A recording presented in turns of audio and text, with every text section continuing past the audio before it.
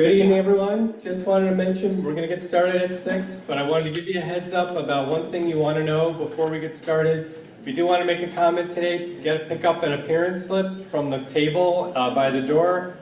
Fill out the top part with your name and check the Speak Now Yes box. Give that form back to staff and they'll get it to me and you'll be on the list to speak. Another thing you want to know before we get started is we're not doing a presentation or a Q&A about the project at the hearing. We're here to collect your opinion of the case and just have enough time to do that. So we're just going to hit right to the comments. If you do have questions about the project and you'd like to know those answers before you make your comment, I perfectly understand that. That's why I have the applicant in the corner. They're kind of milling around the corner there. They'll be in that table by the corner. And commission staffs along this wall. They can answer questions about the project to you on an individual basis. If we're at the hearing, you'll probably need to take those questions outside the room just so we don't have conflicts with hearing everyone. But just a heads up, we'll get started at 6 and I'll give you more info then. Thanks.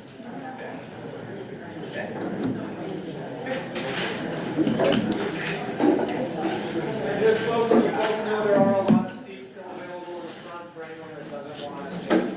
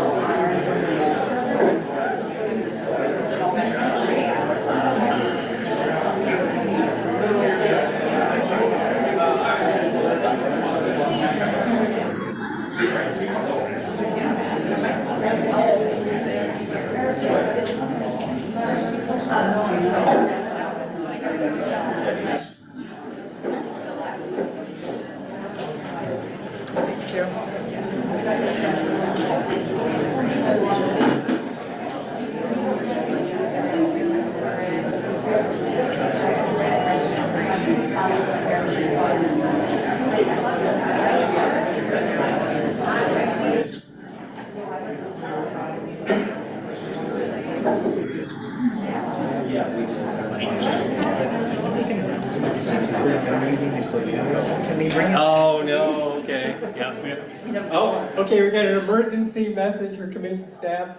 If you have a clipboard, bring it back to the table because we need them for the next people. So clipboards and pens, we're on state budget here, so we need those back. State property, you don't want to get in trouble. But yeah, we just need to be able to fill out those forms. Thank you.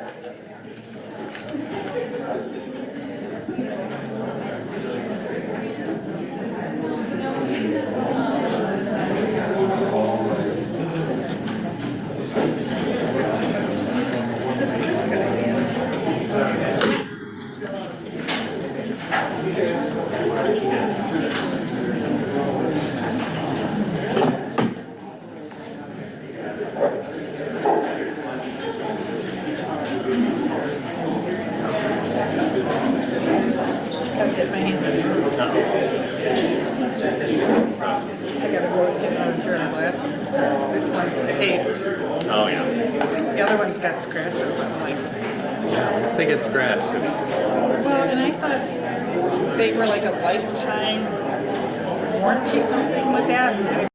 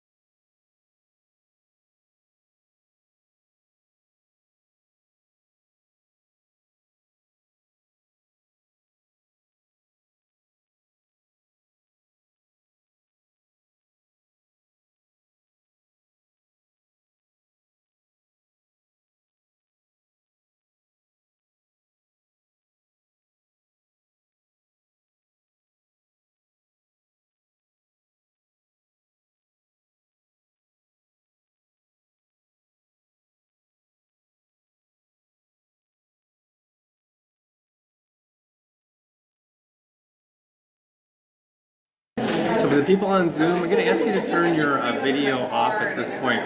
When I call you guys to speak, I'll have you turn your camera back on.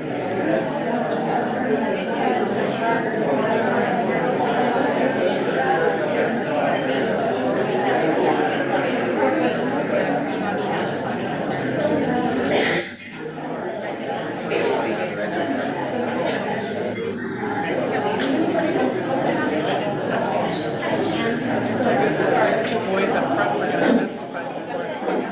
There's two young guys. They didn't They were speak about this to- time. No. They speak.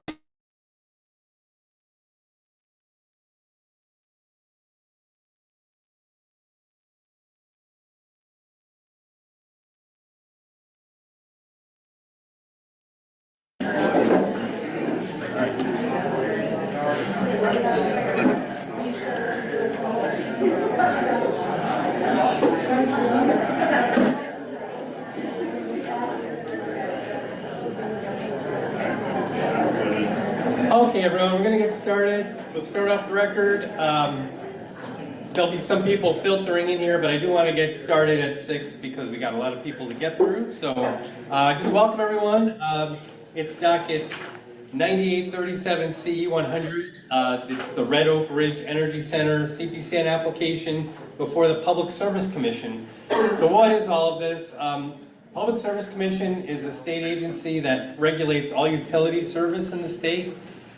For example, like setting rates and approving large energy projects, which is why you guys are here. So my name is Michael Newmark, the Administrative Law Judge for the PSC. My job is to regulate the creation of the record in the case.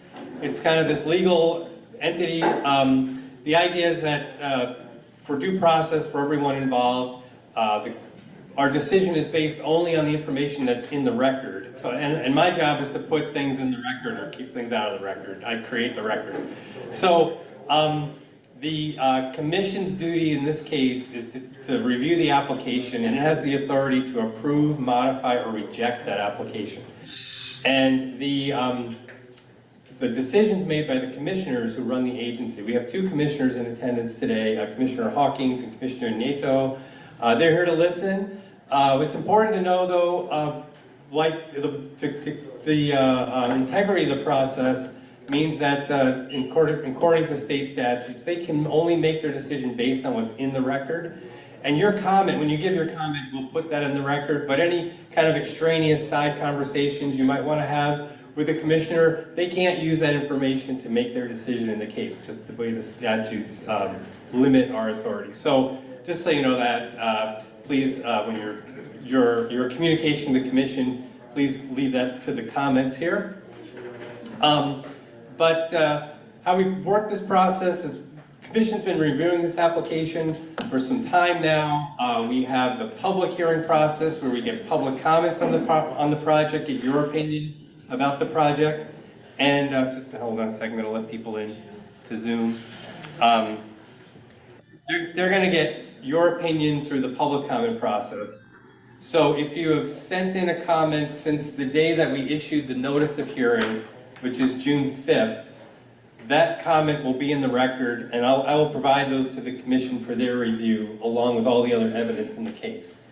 There will be other documents, of course, the documents you've seen on our website.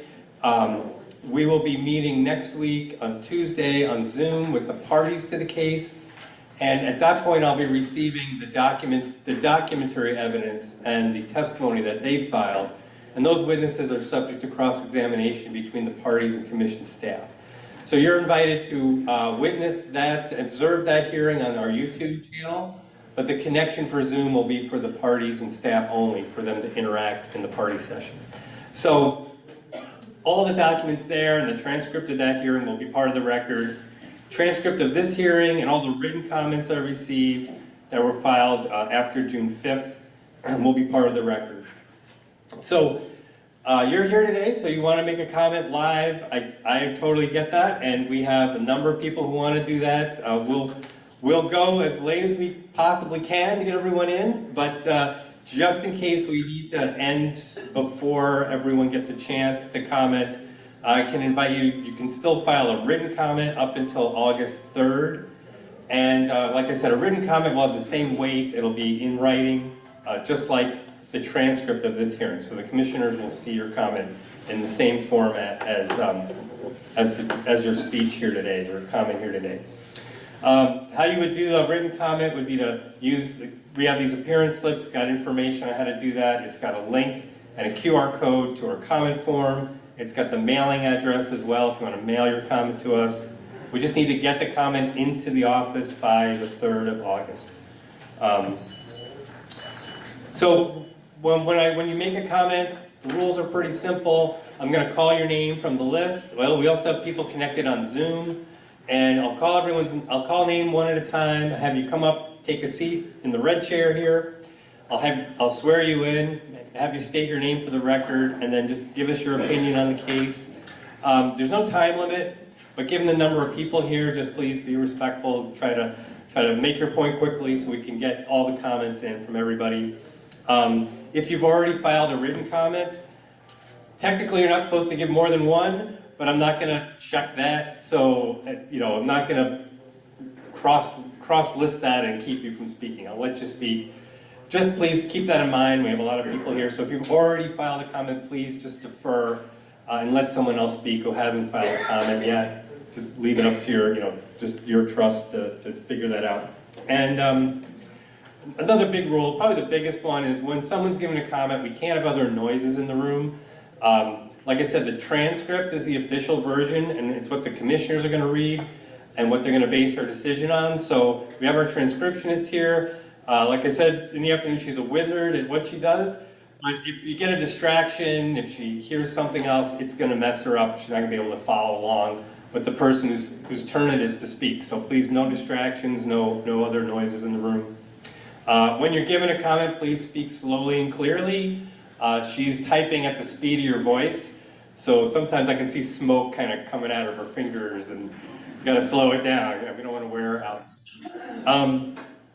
Otherwise, just keep it clean. Otherwise, you're good to go.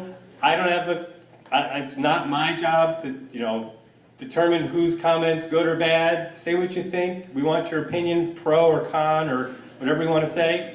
I'm just going to ask everyone to give everyone a chance to speak their mind. We should all have that chance, and I want everyone to be respectful and listen. No interruptions. Also, at the end of a comment, please, no applause or boos. We want everyone to feel comfortable about making and sharing their opinion, and I'm sure if you were booed, you wouldn't feel like you feel very intimidated, very bad about having someone else come up and saying a similar thing. So I don't want anyone to feel like they can't speak their mind here. I want to make an open forum. Besides that, I think I got just about everything I need to say. So there's always something. Yes, sir. Can the commissioners identify themselves? Oh, yeah. If you want to just raise your hands for this, Commissioner Hawkins and Commissioner Gates. Yeah, thanks. Yeah, like I said, the applicants. Oh, you're at the table. Okay, good. Yeah. All right, so I think we got everything. Great. And the other thing, so there's a couple of just random things to tell you. I'm running Zoom, and we're also live streaming on YouTube, and I got people coming in on Zoom and making sure everything's running. So I know you'll be sitting here, and I may not have my eyes on you all the time. So I apologize if it looks like I'm distracted.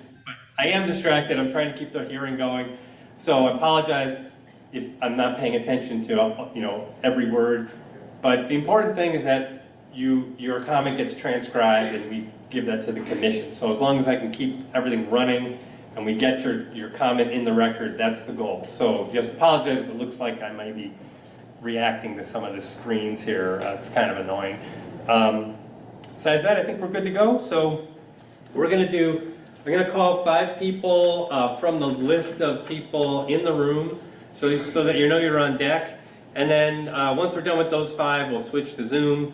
And we'll go back and forth till we get to the end. So first person up is Pam, and I'm going to, Lubecki. I think I might get that close. Luebke. So Pam, and then Richard Model, I think. George Stoner, Chad Trotter, and Philip Aberth. Those people are ready to be on deck. So, just separate that out. Thanks, ma'am. Get you going here. So, first of all, I'm going to swear you in. So raise your right hand. Do you swear or affirm, tell the truth, the whole truth, nothing but the truth? I do. All right, state your name.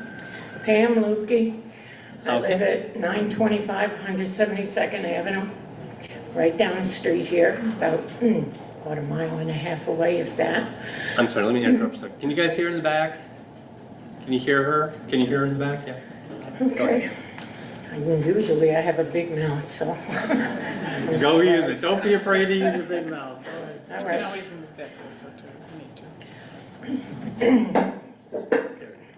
Maybe that'll help, I don't know.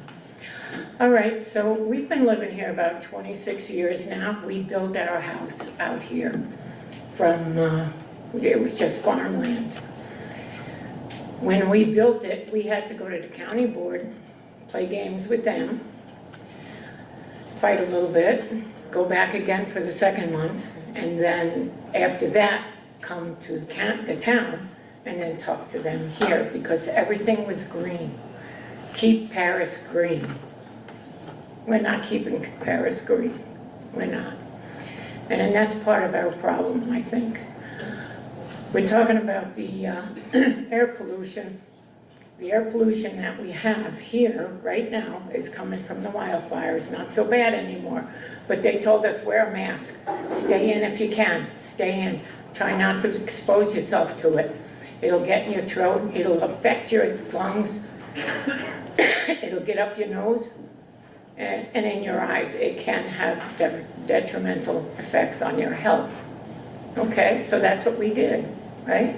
700 something air quality index was dangerous. Stay in. Don't use anything that's mechanical or motorized. Try to keep it as low as possible. Now, what are you guys doing? You're going to turn around and set us all ablaze 24/7, 365. How is that going to help us? How is that going to help the community? We were keeping it green. I have animals. There's a lot of farmers in here that have animals. Not just horses. I have horses, cattle. Now they're going to also absorb this. Yeah, they're going to be sent to slaughter. So who cares, right?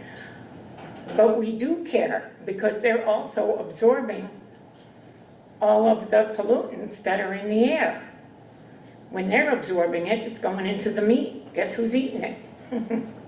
All of us. Okay? Same thing with the vegetables. We plant vegetables. We have hay for the horses, hay for the cattle. They're eating that. They're absorbing it too. So now you're going to kill my pets. I have no love at all for what you guys are trying to do to our town. This was a small town. There's a lot of old farmers in here. Is that what you're trying to do, is get all the farmers out? I don't get it. We need farmers. They already mutilated some of the farmland with these solar panels. So why go and kill us? You can't even say in 10 years that that is going to even be any use to anybody, that building. You don't know what the future is going to bring. So if you can't guarantee that's going to be a lifelong commitment there, my life is 3/4 done. But there's life here. We got little ones here. You're going to affect their lives. Why would you want to do that? You don't even know if it's going to have an effect on their future having kids. They've already proven in Texas that cows are giving birth to stillborn calves because they live close to a gas plant. So what's going to happen here? Are we going to have problems healthcare-wise with the kids being born now? We don't need that either. You're putting us in a position where our health is going to be affected. Like I say, I'm 3/4 done. They're not. They still need life here. The other issue that we have besides the air pollution is the water. Now, Rice, which I was never informed with, I didn't even know what was going on KR. I thought, in all honesty, when I saw them building there, I thought for sure they were putting up another subdivision. I thought, well, okay, so we're gonna start building subdivisions. I'd rather have a subdivision than have your building, any day of the week. Now, with the rice plant, they have a well that's supposedly 1,000 feet down. So if they're 1,000 feet down and us farmers are 300 feet down, who's drawing the water first? Not us. Where's the water coming from? Lake Michigan? There's 4 states that affect Lake Michigan. So with those 4 states, how much are you going to take? How much is Michigan, Illinois, Indiana? How much are they taking? Where's that water going? So then when you can't draw that much more from Lake Michigan, you're taking it from my well. You're taking it from their well. Leave us alone. We don't need you. Not at all. And we don't want you. Thank you. All right, thanks for your comment. So we have Richard.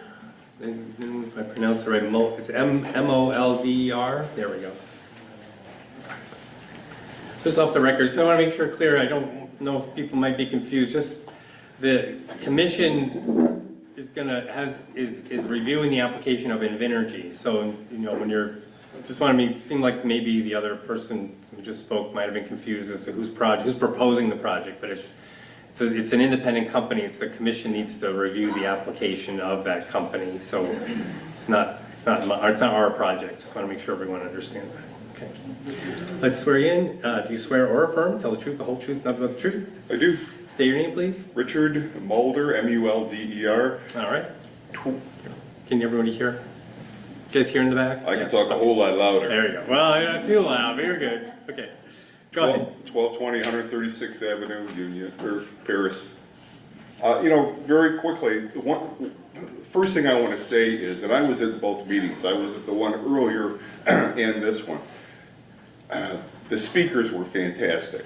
Everyone who's going to speak here tonight is really, really good. I was so surprised how articulate and how well informed everyone is. So I wish I could applaud. I know I can't, but I wish I could applaud all that. Thank you all for coming to this. And again, the 2 people you should be looking at are the 2 commissioners over there. They're the people that are going to be making the decisions on this. Obviously, I'm not for it. I'll be real quick. I feel like it's being thrust down our throats. It angers me so much I can't even talk about it. That's it. Okay. Thank you for your time. I appreciate it. Well, thanks for You sharing. 2 commissioners, even though I kind of teased you, I appreciate it. George Stoner. All right, we can put you out on the side here. I just have you because you were here here in the afternoon, so you're at the top of the list here. Put it here. All right. And Chad. Oh, there you go. You got your name on your shirt, so I should know it's you. Swear or affirm, tell the truth, the whole truth, nothing but the truth. Yes, I do. Name and comment. My name is Chad Tater. I'm from 6414 400th Avenue, Burlington, Wisconsin. I appreciate you guys actually finally being here. It's nice to actually talk to the people that are seeing this and trying to hear our voices. Because for the last year and a half, we've been fighting our own battle over at Wheatland, and to be quite honest, it's very disturbing to know that it takes this amount of frustration to get somebody from this state to come hear us. We work very closely with a lot of the legislation, and Amanda and Samantha Kirkman, very good people to deal with, but when they keep getting roadblocks past the Capitol, what good is you guys' job if we can't talk to you, representatives can't talk to you, and you got a room full of people here that have been trying to talk to you? Why does it take a meeting like this for you guys to sit there and pretend to listen? Show us you're listening. You have a batting record of 100%. Tell us how you're going to fix that. When are you going to start listening to us as community members? You know, we've got a battery station proposed in our town. The second largest company that's coming in, Robin Energies. They lied to us. They continue to lie to us. Are they lying to you? Because they're coming to you next. And if they come to you next, I'm going to be next, standing at your doorstep. They came with 61 batteries proposed. 3 months later, it was 197. May 19th, it turned in 244. Tell us, are you actually checking every single box when you're looking at these projects? I guarantee you we are. You know why? Because it's in our backyard. This battery plant is a half a mile from my front door. This gas plant, the biggest one in the state. Not only that, there's 22 more proposed for a total of 7,600 megawatts. What do we need it all for? Where are they going with it all? There's 26 more battery storage facilities proposed. What are we doing with that? Why Wisconsin? Take it to the Utah deserts.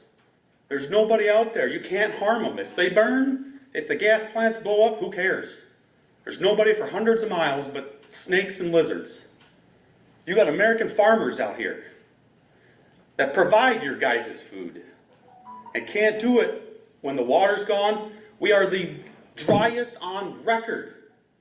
We have had 0 rain. Look at your crops.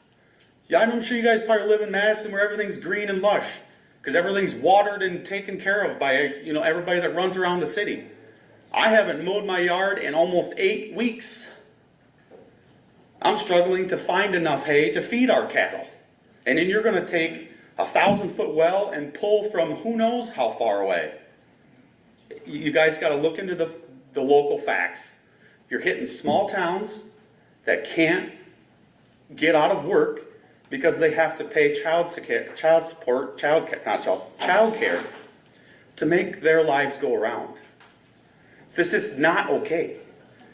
You know, there's so many false alarms that are coming with just the local battery storage and solar plant.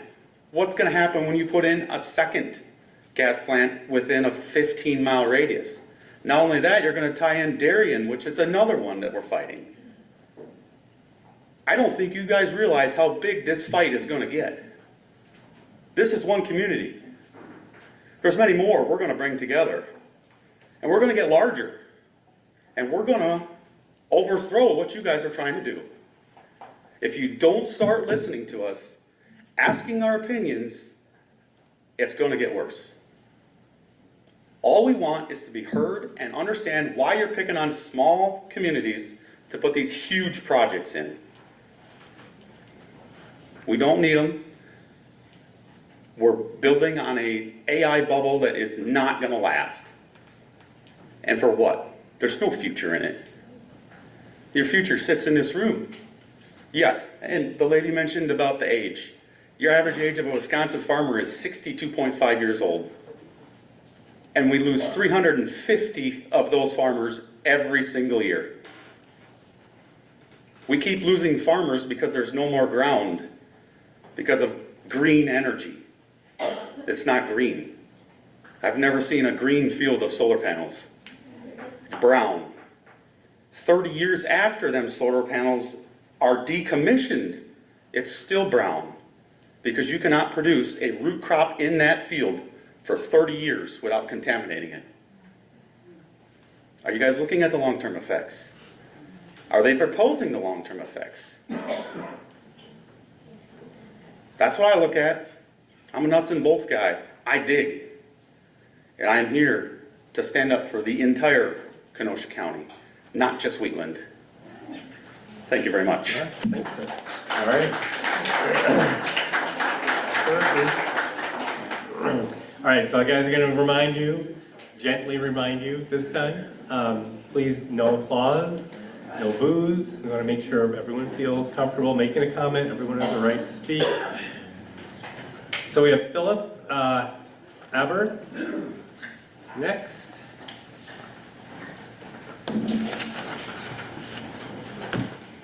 Hey there. Swear you in, swear or affirm to tell the truth, the whole truth, nothing but the truth.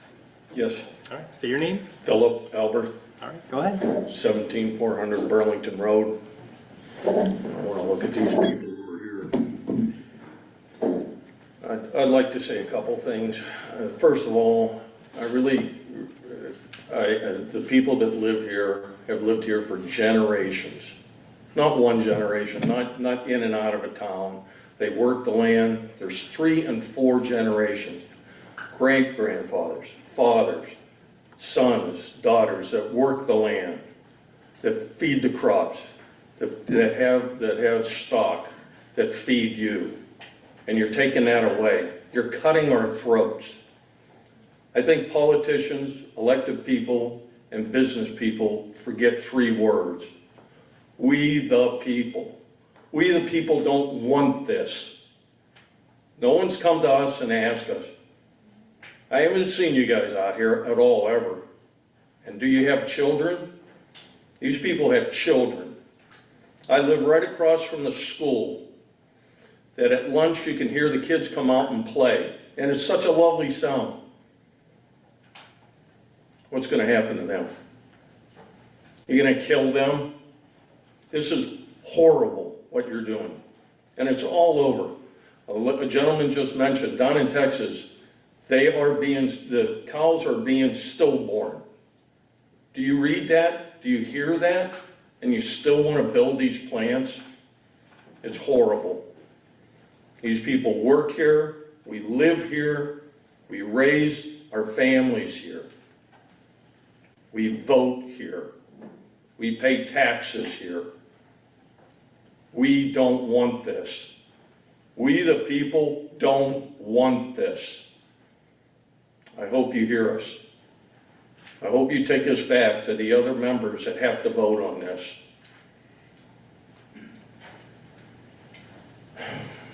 It upsets me horribly what you're doing.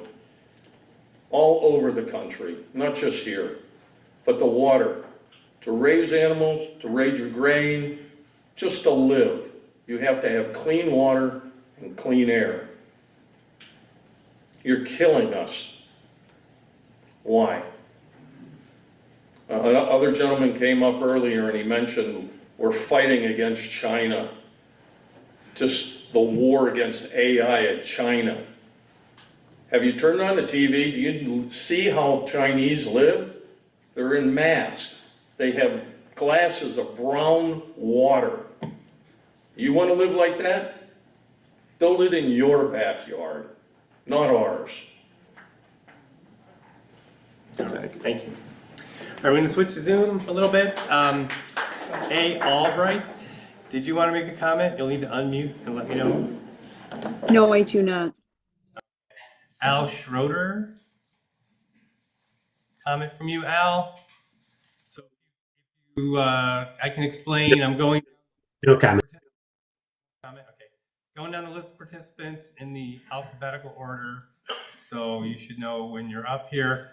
So Al is a no. How about Amanda? Yes, please. Okay, hang on. Got you there. Let me put you on the screen. Perfect. Okay. All right, Amanda, I'm going to swear you in. Raise your right hand. Do you swear or affirm, tell the truth, the whole truth, nothing but the truth? I do. So state and spell your name for us. Amanda, Amanda, Richmond, Richman. Okay, go ahead. Hello, my name's Amanda Richmond, and I live at 1857 East Kenilworth Place in Wisconsin. And I am also a public health professional. I have my master's in public health, and I've been working in Wisconsin public health for 6 years now. In that time, I have supported families who have lost their homes to the floods last August, families of kids with asthma whose combination of lead poisoning, difficulty paying their energy bills, and indoor air contaminants in their homes make their home not the safe place that it should be. And just last week, we had the worst air quality in the world, the worst we've ever seen here in Wisconsin due to the wildfires that have become more intense. and burning more land. And that is all because we're experiencing the impacts of climate change caused by the burning of fossil fuels, while we all sit here considering adding more fuel to that fire. I urge the members of the Public Service Commission to deny the Red Oak Ridge Energy Center project for so many reasons. Because the gas plant itself would produce air pollution, exacerbating asthma and heart conditions, and harming the health of our communities. Because it's unreasonably expensive and would make worse the affordability crisis that families in southeastern Wisconsin are already experiencing. And because it would harm our already warming planet, throwing our equilibrium further out of whack and really opening us up to experiencing more and more floods and droughts and wildfires and extreme heat that interrupt our ability to live our lives and work and raise our families in the ways that we choose. If we need additional energy, which I'm not convinced that we do, then I urge the Public Service Commission to require that the proposing company get a lot more creative and cost effective in how we're generating that power. Wind and solar are among the cheapest energy sources available, and the technology for generation and battery storage gets better every day. This is not just theoretical anymore, and actually, the solar and wind are both much better for the land and make the land much more usable than other sources of power generation. And renewable sources like wind and solar plus battery storage are cheaper, more reliable, they're faster to build, and don't have those same health impacts on our communities the way that gas plants do. It is beyond time to stop building new fossil fuels in Wisconsin, and it's really time to look ahead and embrace what other states and other countries have already realized and really start to redirect our investments to renewable energy. If you're asking me to put a gas plant in my backyard, I say absolutely not. But if you are asking for wind and solar, I would ask, can I bring my own shovel? Can we do it tomorrow? I'm really afraid to look ahead to a future where floods and wildfires and extreme heat waves are a daily occurrence. And we're creating that future if you approve this proposal. I want a Wisconsin where residents can run along the lake, where children can play outside on playgrounds, where we're breathing safe, healthy air and drinking clean water. And I really believe that we can create that future, but only if we have the courage to say no to the companies that are trying to harm and exploit us for their own profit and gain. Please stand with Wisconsinites and deny the Red Oak Ridge gas plant. Thank you for your time. Okay, thank you.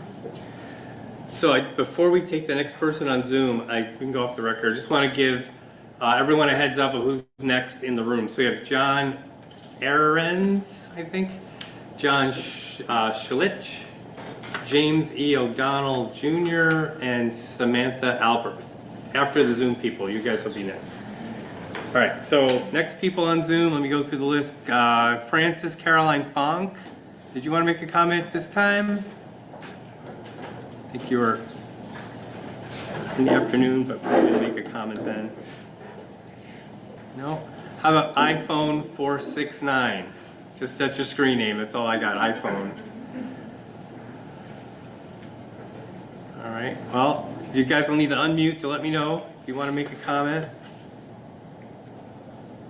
I would like to make a comment. Thanks, Kate. Is it Kaylee? So I'm going down the list. Yeah, thanks. I'm going down the list in alphabetical order. So Okay. you're going to have to wait your turn, okay? Yeah, thanks. No problem. Thank you.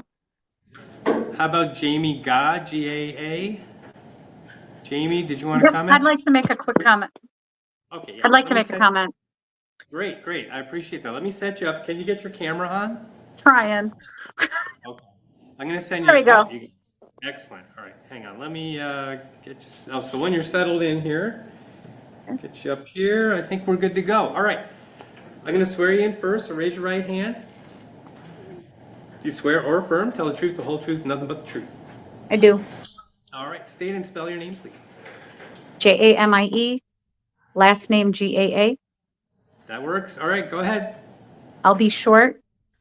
I just want us to consider when we are moving so fast, when it seems like decisions are being made before the community has an opportunity to get involved and to vote for that involvement and to really do the research and understand some of the impact.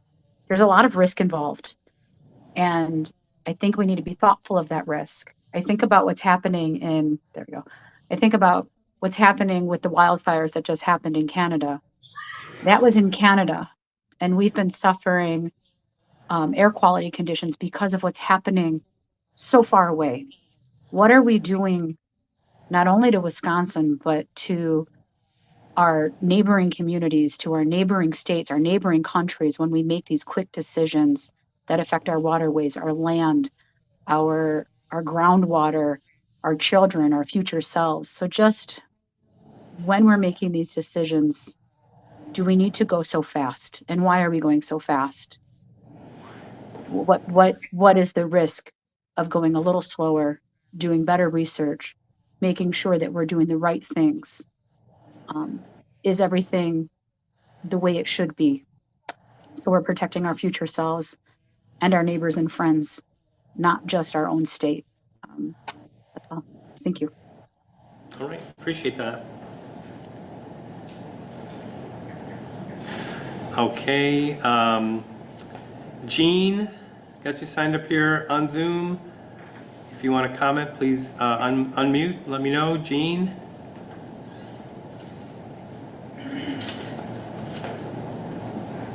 So I'm going down the list in alphabetical order, so you should know where you are there. Jennifer Sturman. Jennifer? Yes. Okay, great. So I'm not able to see you. There we go. Perfect. Okay, excellent. Got you there. All right, let me swear you in. Raise your right hand. Do you swear or affirm, tell the truth, the whole truth, and nothing but the truth? Yes. Great. State and spell your name, please. Jennifer Sturman, and family is at 1330 45th Avenue, Kenosha, so down Highway E in Summers. Okay, and Sturman is S-T-U-R-M-A-N? Correct, yeah. Okay, great. Thanks. Go ahead. My family chose to live in Kenosha County, to live in the country, away from being in a city, which is typically more polluted. We did not choose to live where we live, to live next to a gas plant. Wisconsin is known for our farmland, our lakes, clean air, natural beauty. Projects like this are destroying our farmland, lowering our property value and our air quality, water, and it's all putting all of us at a health risk. So very against this in our community. Our residents should not have to sacrifice our lives just to meet the demands of the big tech companies that are coming into our area. Our communities deserve more transparency in this.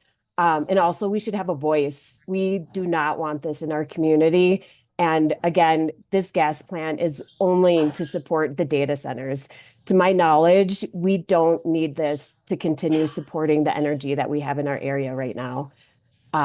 Why are they coming to Wisconsin is what I also want more transparency on. Is our government allowing this? Are they asking the community? Are there big tax credits to the tech coming here? What happens when the big tech don't get what they want? We're already seeing them sue the state of Wisconsin in other areas. And how does that then impact our state and our communities when they start suing the state?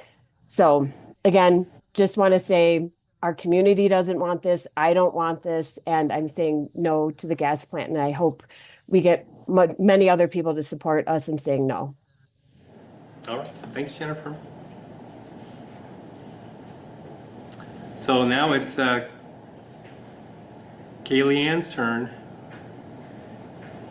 We can get your comment now. Great. Let's see. Yep, you're all set to go. Let me get you spotlighted. Perfect.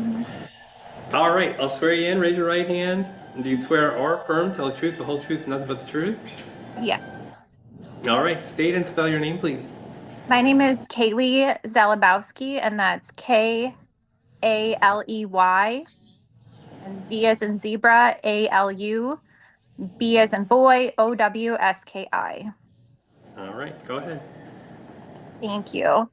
I actually live on E, just near Paris Farms. So we are affected by this. And I want to start off by thanking you for allowing me the opportunity to speak tonight and for taking the time to hear out the people of this community that are directly impacted by this proposal. I am here tonight in the opposition to the proposed gas plant in the town of Paris, Summers, and surrounding Kenosha area. Most of the people who have spoken and supported this project that I have listened to, I was on the 2 o'clock and have kind of chimed in and listened to the 6 p.m. don't actually live in the communities that will bear the weight of the impacts, especially here in the town of Paris. It is much easier to support the project when it won't affect your property values, your air quality, the noise outside your home, or the health of your children, your animals, or your family. For me, this is deeply personal. I have a son with asthma, and I worry about the additional air pollution effects that can mean for his health. This isn't just about a development project, it's about people who call this community home. Please think about the families who make up Paris and consider them in this decision. Many of my neighbors have lived here for 20 years or more. This is a close, tight-knit farming community where people know one another, help one another, and take pride in preserving the rural character that makes this town so special. We have already done our fair share of accommodating growth. We were told that the projects like Amazon development and Uline opportunity would bring opportunity and jobs. I even interviewed at Uline and during the Paris expansion. And during my interview, someone looked at my address and laughed and said, "Hey, we just tore down a part of your little hick town, didn't we?" That moment has stayed with me. It reminded me that some people look at communities like ours and simply as land to be developed, but to us, this is our home. It is where we are raising our children, are caring for our families, and preserving generations of farmland and history. Growth is important, but it should never come at the expense to the people who already live here. As development continues, preservation should matter just as much.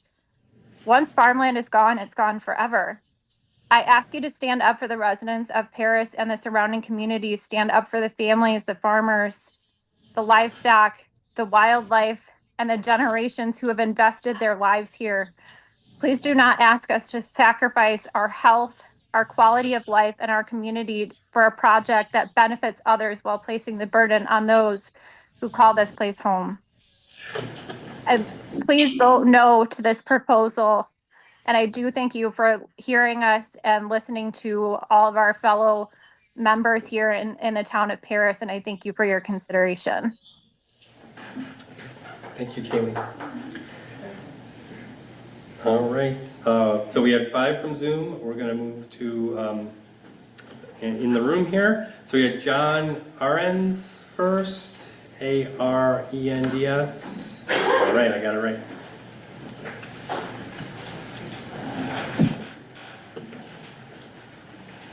Have a seat.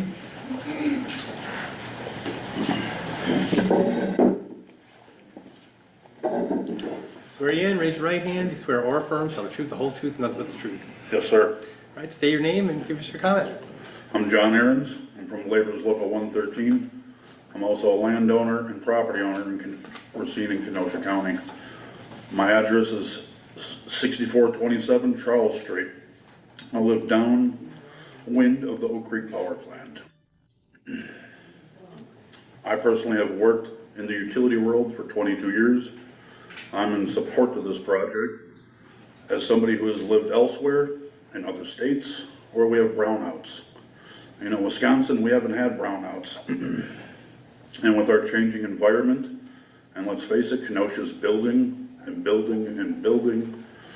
You know, I think it's very important that we look at the big picture of It's not just data centers.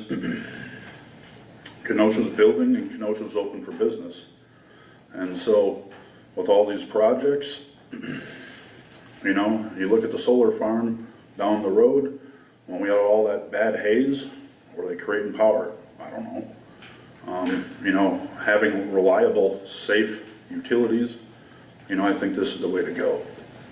I'm in favor for this, and I'm in favor for this to be built union and safely.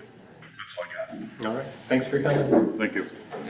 John Schlich. Oh, no, I don't know. Let me see. SCHLIC. L. All right, you know what I'm talking about. You saw me last week. Yeah, but I pronounced your name wrong each time, so. Sure did. I sure did. You swear or affirm, tell the truth, the whole truth, and nothing but the truth. Sure do. All right, name and comment. My name's John Schlick, JOHN-SCHLICK. Thank you. Go for it. Oh, the union guy left? Surprise.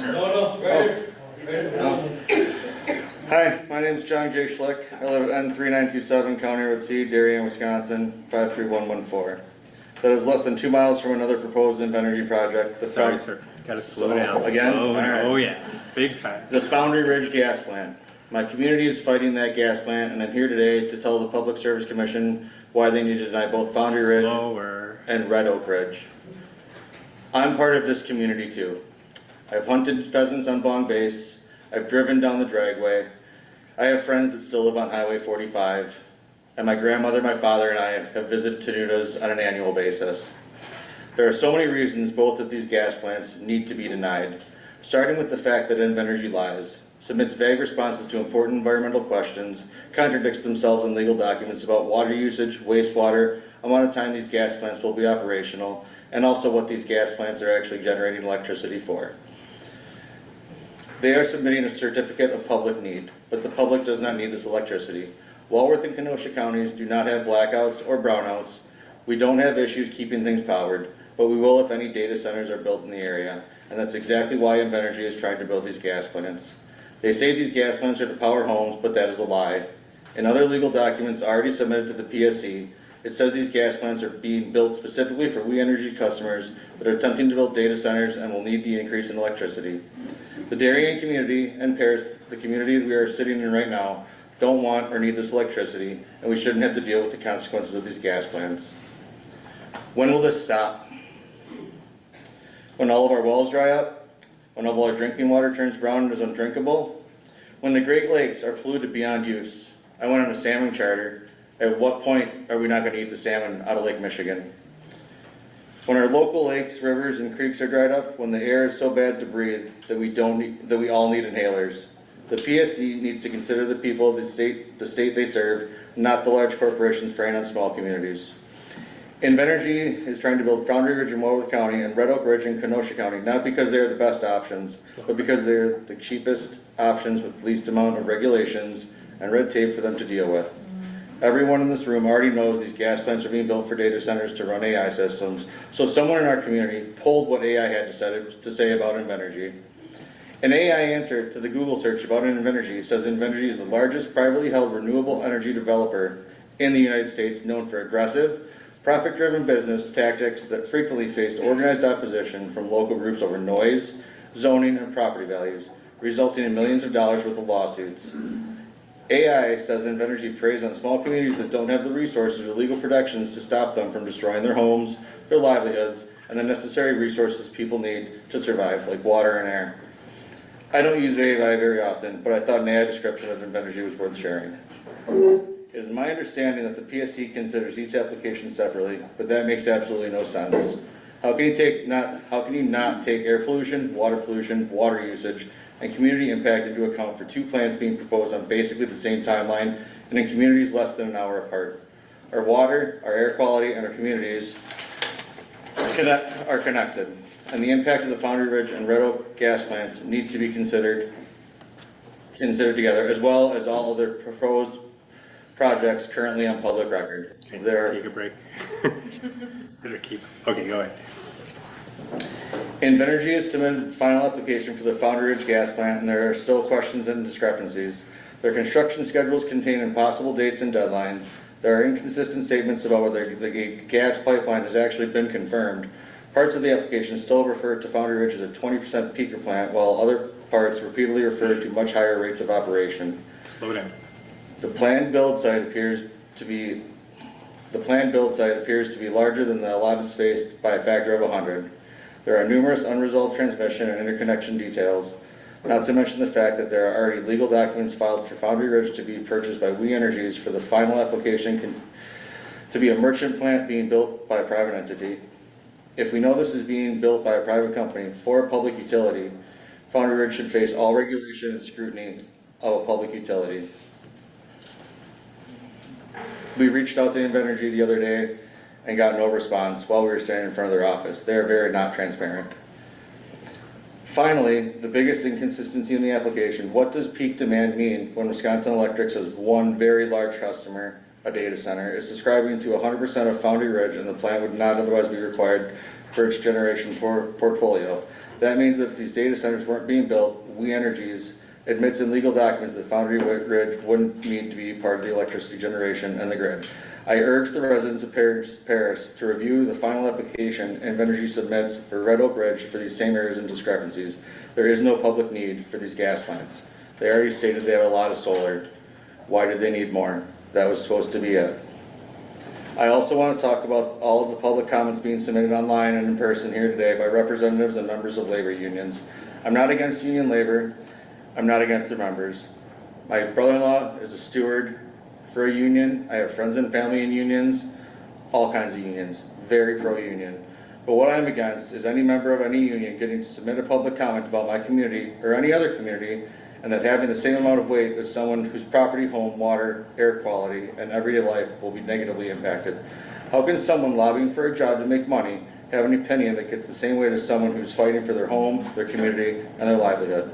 Just like employees of Invenergy aren't allowed to submit public comments from a company, a business, or a union shouldn't be allowed to submit public comments. They stand to make money in the steel. They don't care about anything but the temporary job their union or company may or may not get hired for. I was looking around. I'll start at the beginning. I'm 40 years old. I learned how to dial on a rotary phone. When I was 10, my dad got a cell phone for work, and we tipped over in the White River over in Burlington, and lost it, and that was a big deal. Now we have more power in our hand than we went to the moon with. Where is this technology going? How much smaller is it going to get? Is technology going to get small enough where these data centers are going to be useless? I was also watching a video, and I saw that they make autonomous excavators and bulldozers and stuff. So the union guys, would you buy a union, or would you just buy some robots to flatten out your spot and dig a couple holes? I'd hire the robots, I guess, but I like jobs, but robots make sense.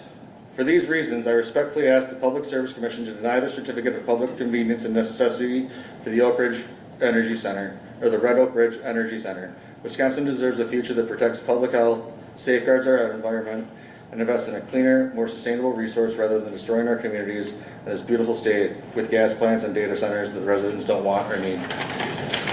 Can I grab that, what you're reading from? So, just in case she has to double check from what you Can I said. get that back? Oh, you want it back later? At the end of it? Oh, Yeah, at the end. can you check during the, Yeah. okay, all right. Well, we'll leave it up on the table. All right, so just a reminder, please don't speak that fast.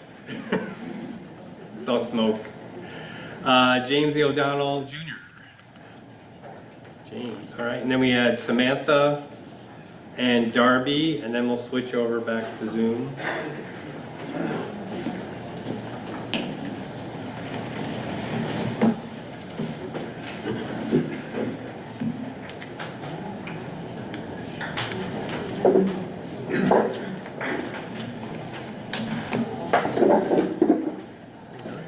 All set? You swear or affirm, tell the truth, the whole truth, nothing but the truth. I do. Name and comment. My name, James E. O'Donnell Jr. O''Big D ONNELL JR period. Coming out to support Paris community. I am against these plants. not just for the other reasons that have been spoken very eloquently, health issues, impact to the community, and so on and so forth. Not unlike most of you, I have tried to do some research. I'm close to the Darien community. My family went back 3 generations there. And I spoke out against the Foundry Ridge plant in Darien, whose population is approximately 1,520 people. And driving into Paris, I double-checked the community population here in Paris. Imagine that. It's approximately 1,500 people.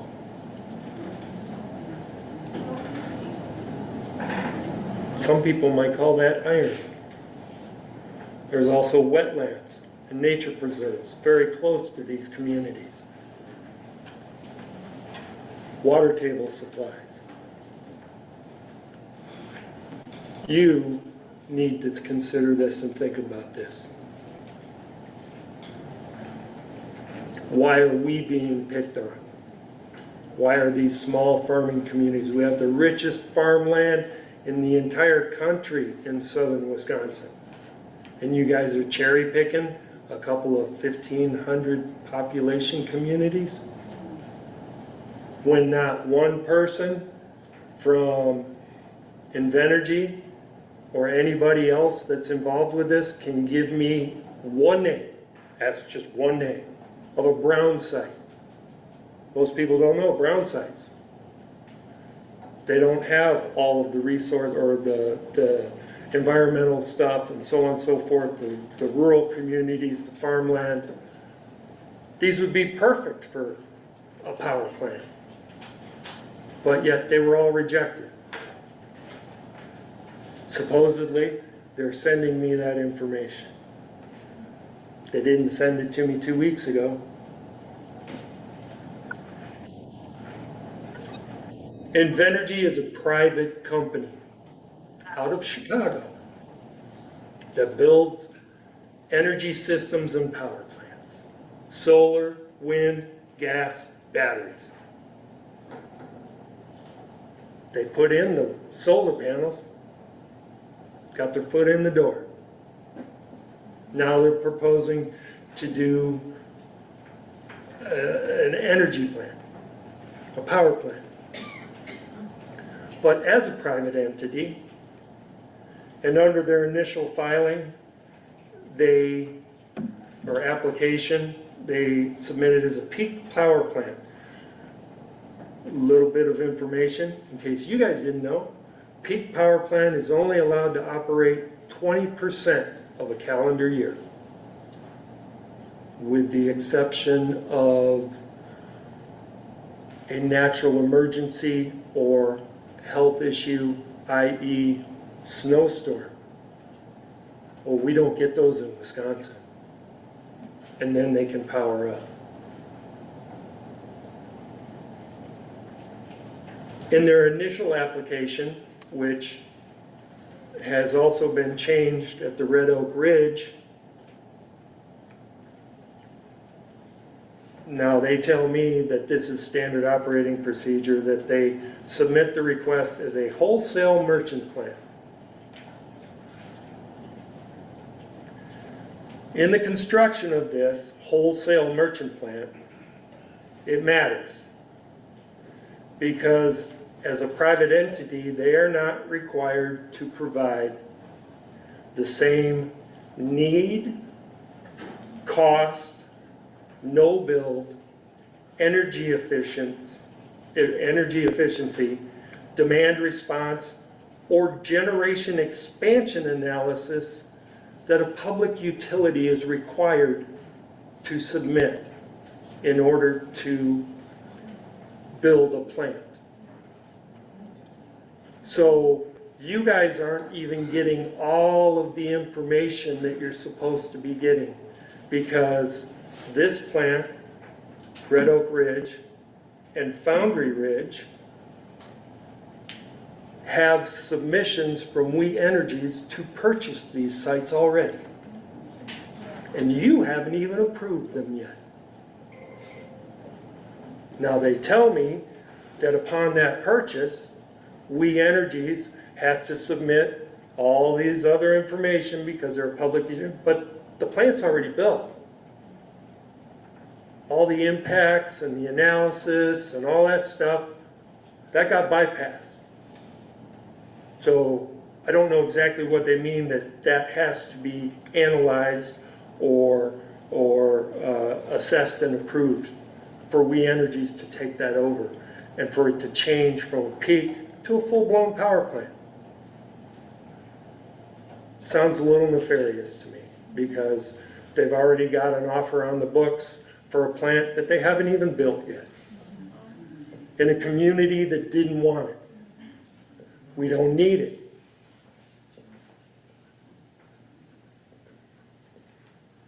You guys are appointed, you're not elected.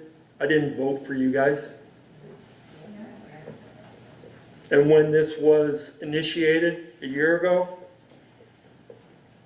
supposedly they sent out mailers posting on the internet about questions.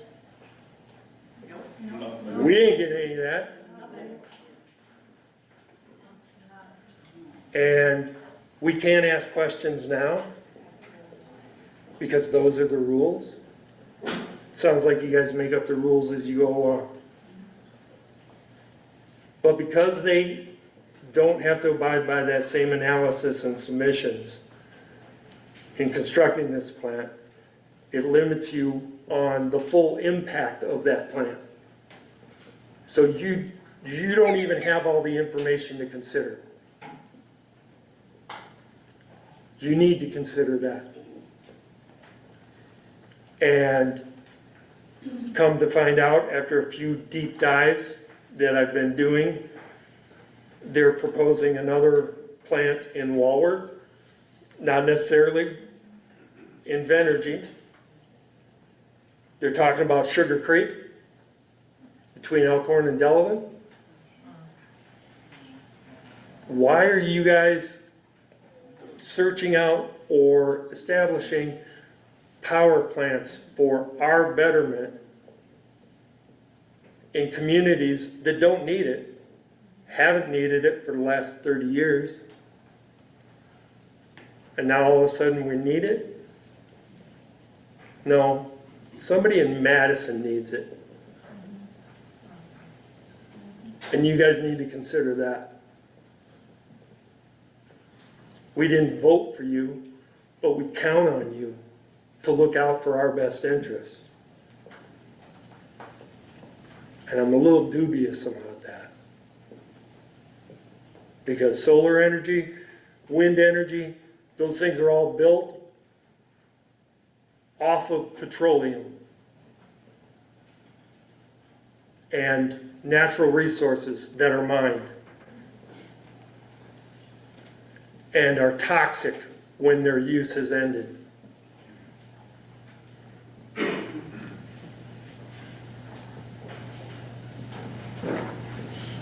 I don't have all the answers, but according to the information that I've been able to put together, they say in the first year there will be 3 consequential deaths as a result of the power plants when they go in. Over the 30-year period, they estimate approximately 91 complicated deaths as a result of the byproducts that will be produced by these power plants. That's 94 people that don't have to die. So somebody can get a data center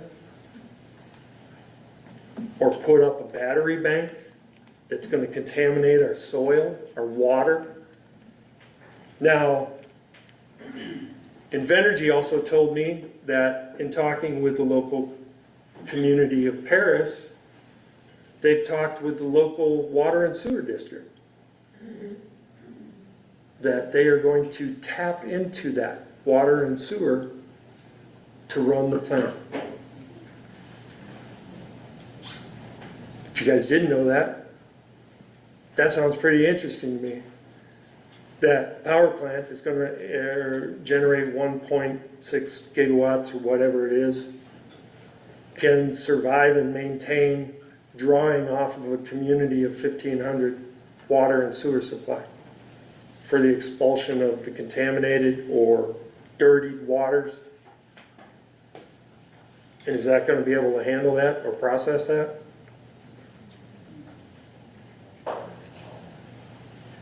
That's a big ask.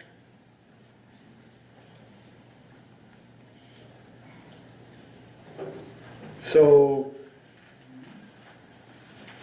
we don't have all the answers. I feel like there's an end around being done here. 2 communities of approximately 1,500 population selected out of hundreds of sites that were reviewed. Horse hockey. We were targeted because we don't have the resources. We aren't given a voice. We're not allowed to ask questions because somebody else thinks they know what's best for us.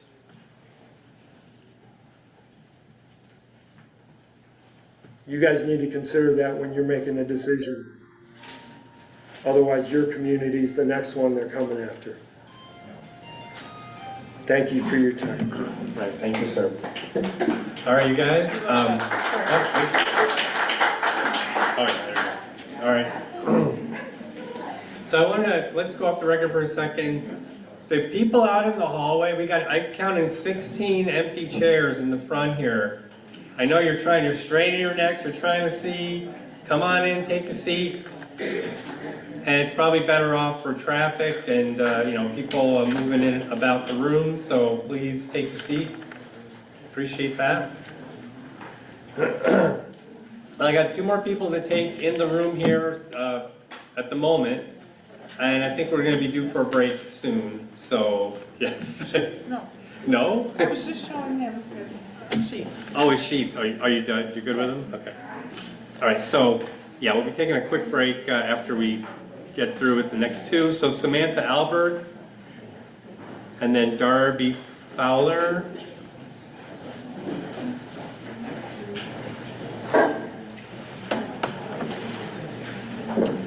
Hi. Raise your right hand. You swear or affirm to the truth, the whole truth, and nothing but the truth? Yes. All right. Name and comment. My name is Samantha Alberth. That's Samantha, and Alberth is Alberth. I grew up here in Paris, and I still consider it my home. My family lives here. My parents want to retire here. And before the gas plant and data center was proposed, I wanted to stay and buy a home here too. I'm here today to oppose the Red Oak Ridge gas plant because it will only bring harm to the town of Paris. This is a town where families raise young children and where my elderly neighbors have lived their entire lives and want to retire. This is a town where we raise livestock, grow our own food, and harvest crops that feed other parts of Wisconsin. The proposed gas plant will negatively impact the air quality here. Air that children at Paris School breathe at recess, air that our livestock and elderly residents also breathe. It will create harmful runoff that will bleed into the crops we eat, pollute water our animals drink, and contaminate the wells that we all live off of. All of these negative effects, and not for the benefit of anyone in this town, we will not receive any of the power it generates.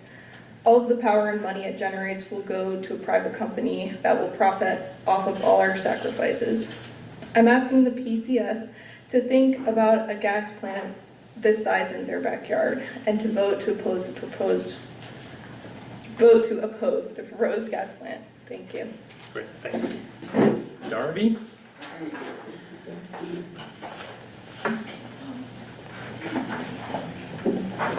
Do you swear or affirm, tell the truth, the whole truth, nothing but the truth? So help me God. Name and comment. Darby Fowler, D as in Delta, Alpha, Romeo, Bravo, Yankee, Fowler, Foxtrot, Oscar, Whiskey, Lima, Echo, Romeo. All right. came at the 2 o'clock one as well and was kind of impressed with all the prepared remarks. I don't have anything prepared. I just want to speak from the heart.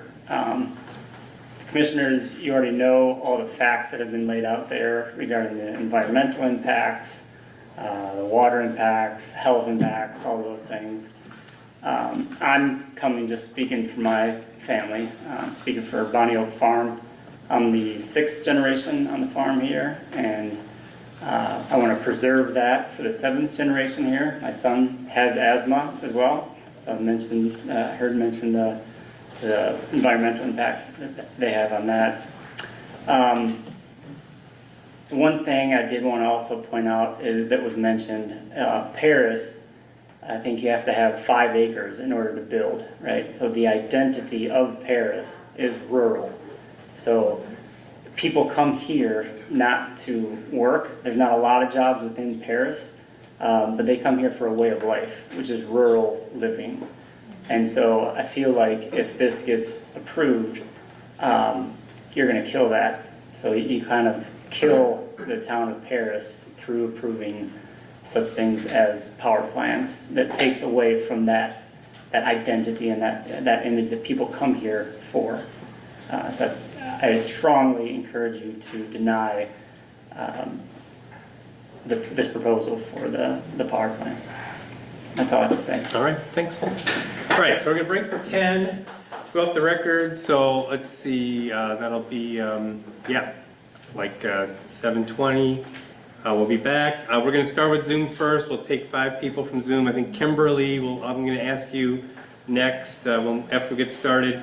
After we go through the Zoom people, I'll give you the next 5 people on deck for the room. Nick Pulse, Dan Laska, Denise Kruger, Dan Tarzan, and Tina Brewer. So you'll be after the Zoom people. So 7:20, we'll be back. Thanks.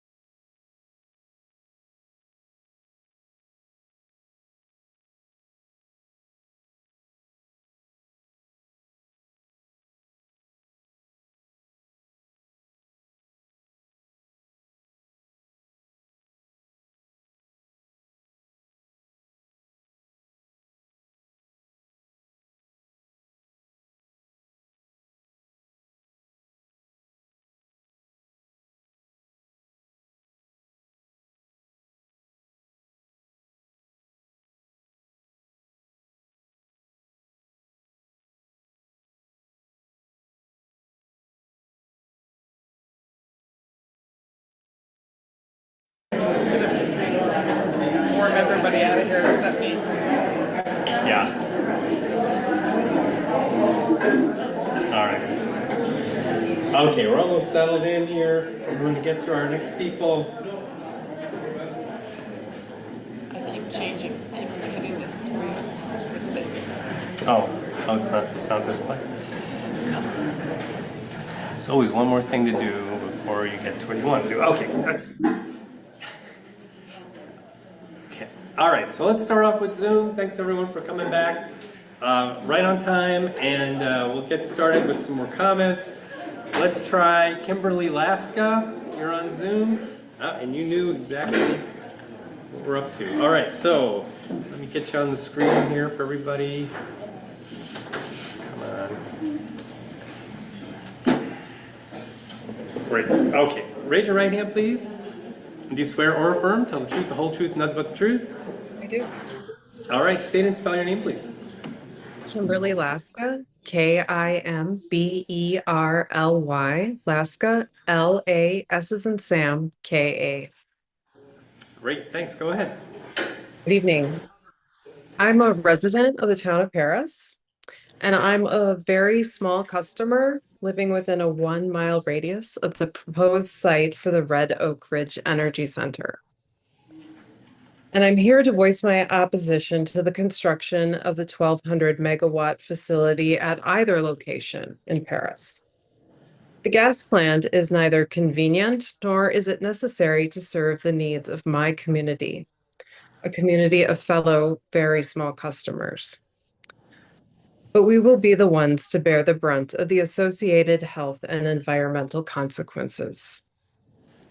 The facility will be necessary and convenient for the soon-to-be-built Microsoft data center, which will be located directly south of the proposed gas plant site.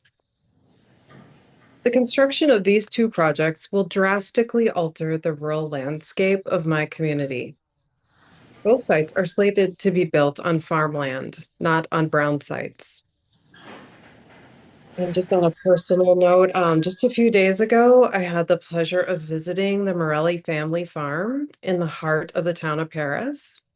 They have farmed their land for generations. I got to wander the fields and I got to scratch the heads of a few cows. Big shout out to Reba, Chloe, and Honeycrisp. I got to breathe in the clean air.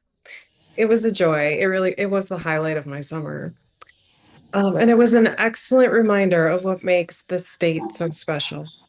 I can highly recommend a visit to a local farm, especially if you haven't been in a while. Go see one before they all disappear. I respectfully request the commission reject the application of the Red Oak Ridge Energy Center, and that alternative brown sites and renewable energy sources can be considered for this project. Thank you. All right. Thanks very much. All right, I'm going to mix this up a little. We have people on the phone, so I'm going through this in alphabetical order. The phone numbers go to the bottom, so I'm just going to do a couple phone numbers here, just in case you have all been waiting pretty long. So for the phone number ending in 125, did you want to comment? You need to press *6 on your keyboard, or whatever it's called now. Keypad. No, nothing from 125. Did I say 125? 125. How about phone number ending in 450? Did you want to comment? No? Okay. And we'll do one more phone number ending in 697.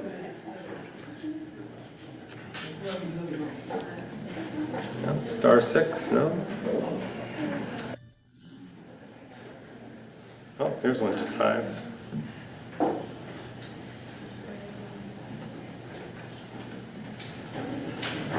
All right, 125, you didn't want to comment, right?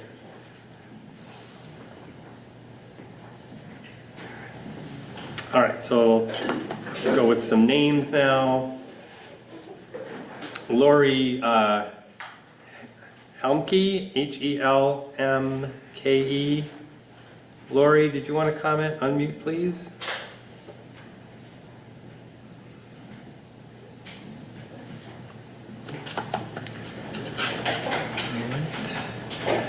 SABS. Yes, I would like to leave a comment, and I politely request that my video screen stay off, if that's all right with you. Is it technically, is it not, you're not able to turn it on? You just give me a moment. Okay, thanks. I can only imagine. I don't want to imagine. No, not gonna work? Okay, that's all right. I got it. Oh, you got it, all right. There Sorry, pardon the setup. No, you're good. We just, we want to accommodate everyone, and I think having the video helps people. I can't, okay. So let's get you started here. I'm gonna swear you in. Raise your right hand. Do you swear or affirm, tell the truth, the whole truth, and nothing but the truth? Yes, I do. All right, state your name, please. My name is Sabrina Savra DiCarlo. S-A-B. First name, Sabrina. S-A-B-R-I-N-A.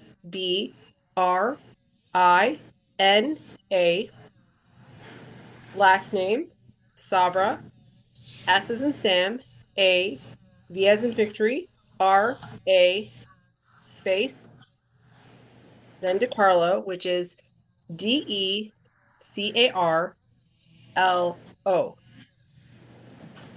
Perfect, I appreciate that. Go ahead. All right.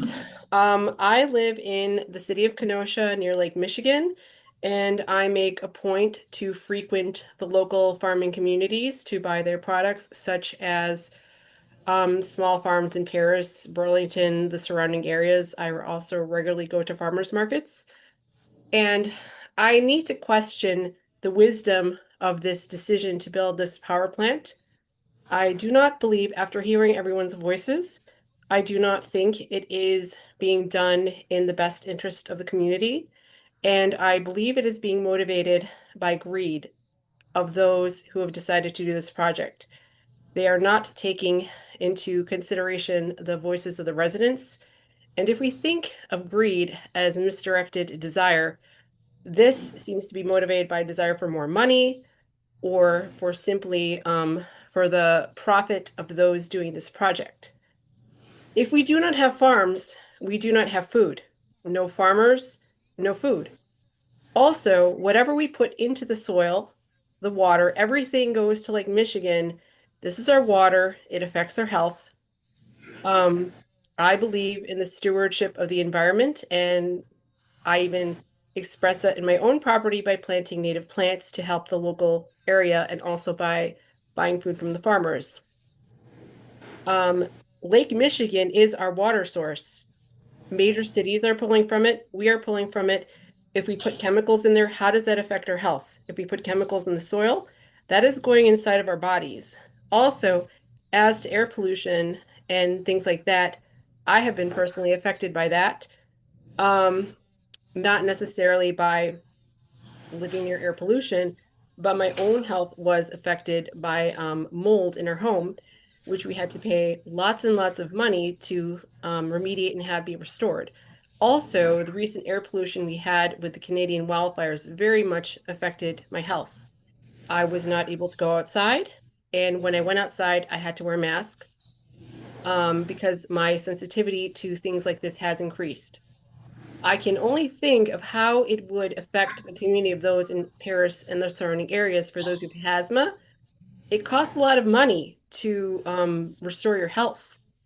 Also, if you eat food that is tainted by the things these animals are eating, the pollution they're breathing in, it affects your health. People can get diseases, heart diseases, cancer. It is not worth the cost to power AI at the cost of people's health. Yes, a diversity of industries is important, but I do not think there is wisdom by putting everything into AI, even a technology which could be stealing our intelligence. It has its place, but it is only one thing. We need a diversity of industries to support Kenosha, including our farmers, dairy farming, which is the heritage of Wisconsin, also preserving the environment so we can enjoy the beautiful nature, including Lake Michigan, of our land.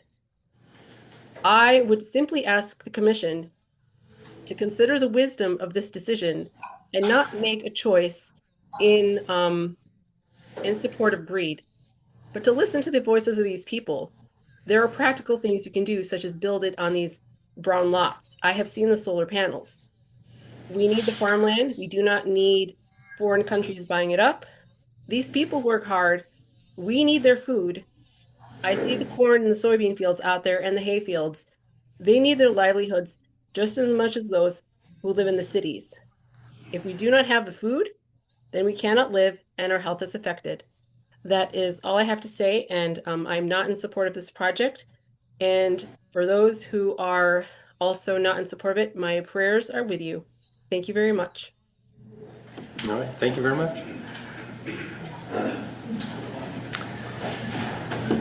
All right, Sally, I got you on your screen name here, Sally. Did you want to comment? Please unmute. Let me know.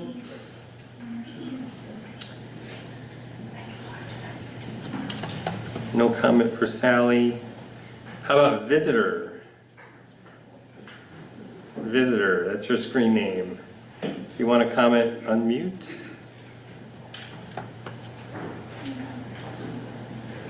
How about W. Caughton, Kauten. WK. No comment. Okay, thanks. How about phone number ending in 775? Press *6, let me know.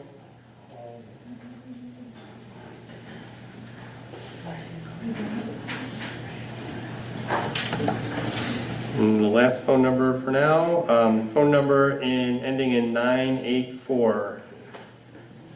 What do you say?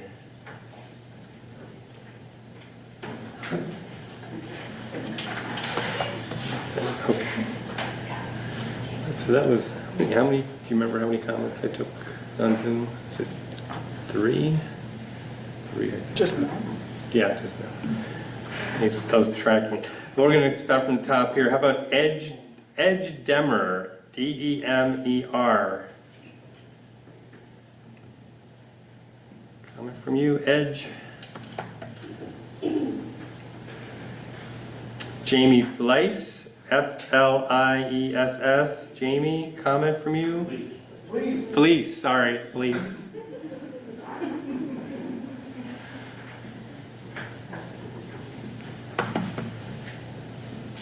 All right, I think that's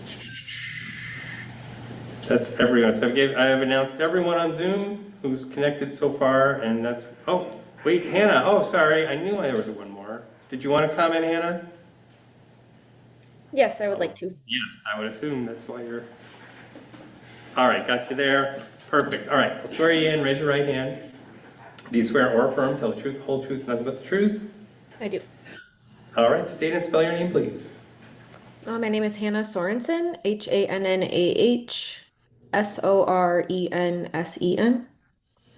Thanks, go ahead.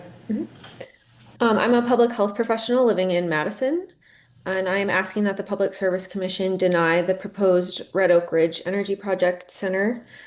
I'm concerned that We Energies is taking advantage of a loophole in Wisconsin law to avoid necessary scrutiny and public input in this decision, a decision that, if it moves forward, would cause significant health harms to the public.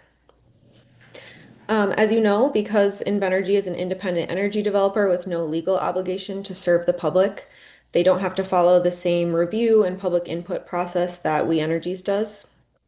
So using this loophole can allow fossil fuel infrastructure projects like this one to move forward without a full evaluation of whether they're truly needed and without properly considering the public's input.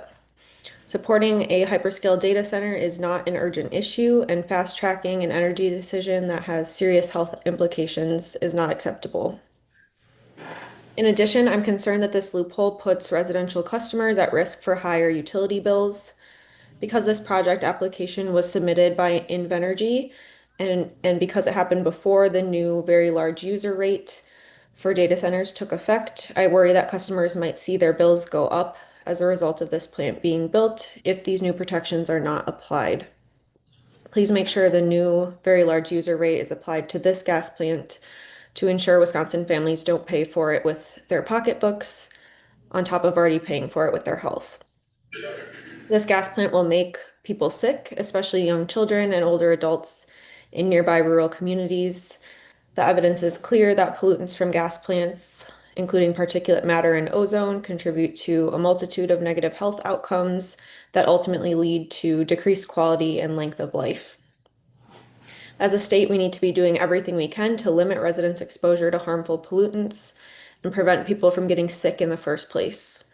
One of the best ways that we can do this is by shifting our energy dependence away from fossil fuels and towards renewable energies. A study of the Wisconsin energy system demonstrated that in-state clean energy production is not only possible, but it could create a total of $21 billion in annual health savings for Wisconsin families, while growing our state's GDP by 5%. Our renewable energy portfolio in Wisconsin is frankly embarrassing compared to our Midwest neighbors, and we can do better. Moving forward with this gas plant would be a big step in the wrong direction when we have cleaner, healthier, and more reliable alternatives available. Anyone living in this state, anyone who saw the air quality last week, knows that we are not immune to the impacts of climate change here. Communities are already suffering, and they have been suffering. They deserve positive, measurable change and to be listened to, not increased pollution, more extreme heat events, and higher utility bills, especially not when the science clearly shows that we have better options. Please ensure that the new very large user rate is applied to this case, and please fulfill your obligation to protect the public and provide safe and affordable energy by denying the Red Oak Ridge gas plant. Thank you. Thanks very much. All right, we're going to move on to people in the room here, starting with Nick. Nick, Dan, Dennis, Dave, and Tina. Pulse, right? Pulse, yes, yes. Great. All right, raise your right hand. You swear or affirm, tell the truth, the whole truth, and nothing but the truth. I do. State your name. You don't need to spell it. We got your spelling here, so go ahead and just give us. All right, Nick Pulse. Good evening, everyone. Thanks for the opportunity to say hello. I rise tonight to oppose the gas plant. I'm also from Delavan. A couple weeks ago, we got to speak in front of the same group here, a petition to prevent the gas plant from being built in Darien as well. And I share a lot of the same sentiments heard here tonight. That feeling of loss of control, the feeling of us here at the local level not being able to decide how best for our communities, our counties, and our communities. And we lost that with a law taken away from us a couple of decades ago, which means we have to come, rather than to the local county board or the local town council, we have to come and petition the PSC to oppose this gas plant. And I'd like to change that. I'd like to get into Madison and be in a position where we can take that law and change it so we send the power back down here to the people. So there is precedent, though, for the PSC opposing power plants in the past, and it falls under statute 196.491(3)D. So two things have to happen. The PSC to find the project satisfies the reasonable needs of the public for adequate electric supply, and that the design and location are in the public interest after weighing economic, reliability, environmental, and other factors.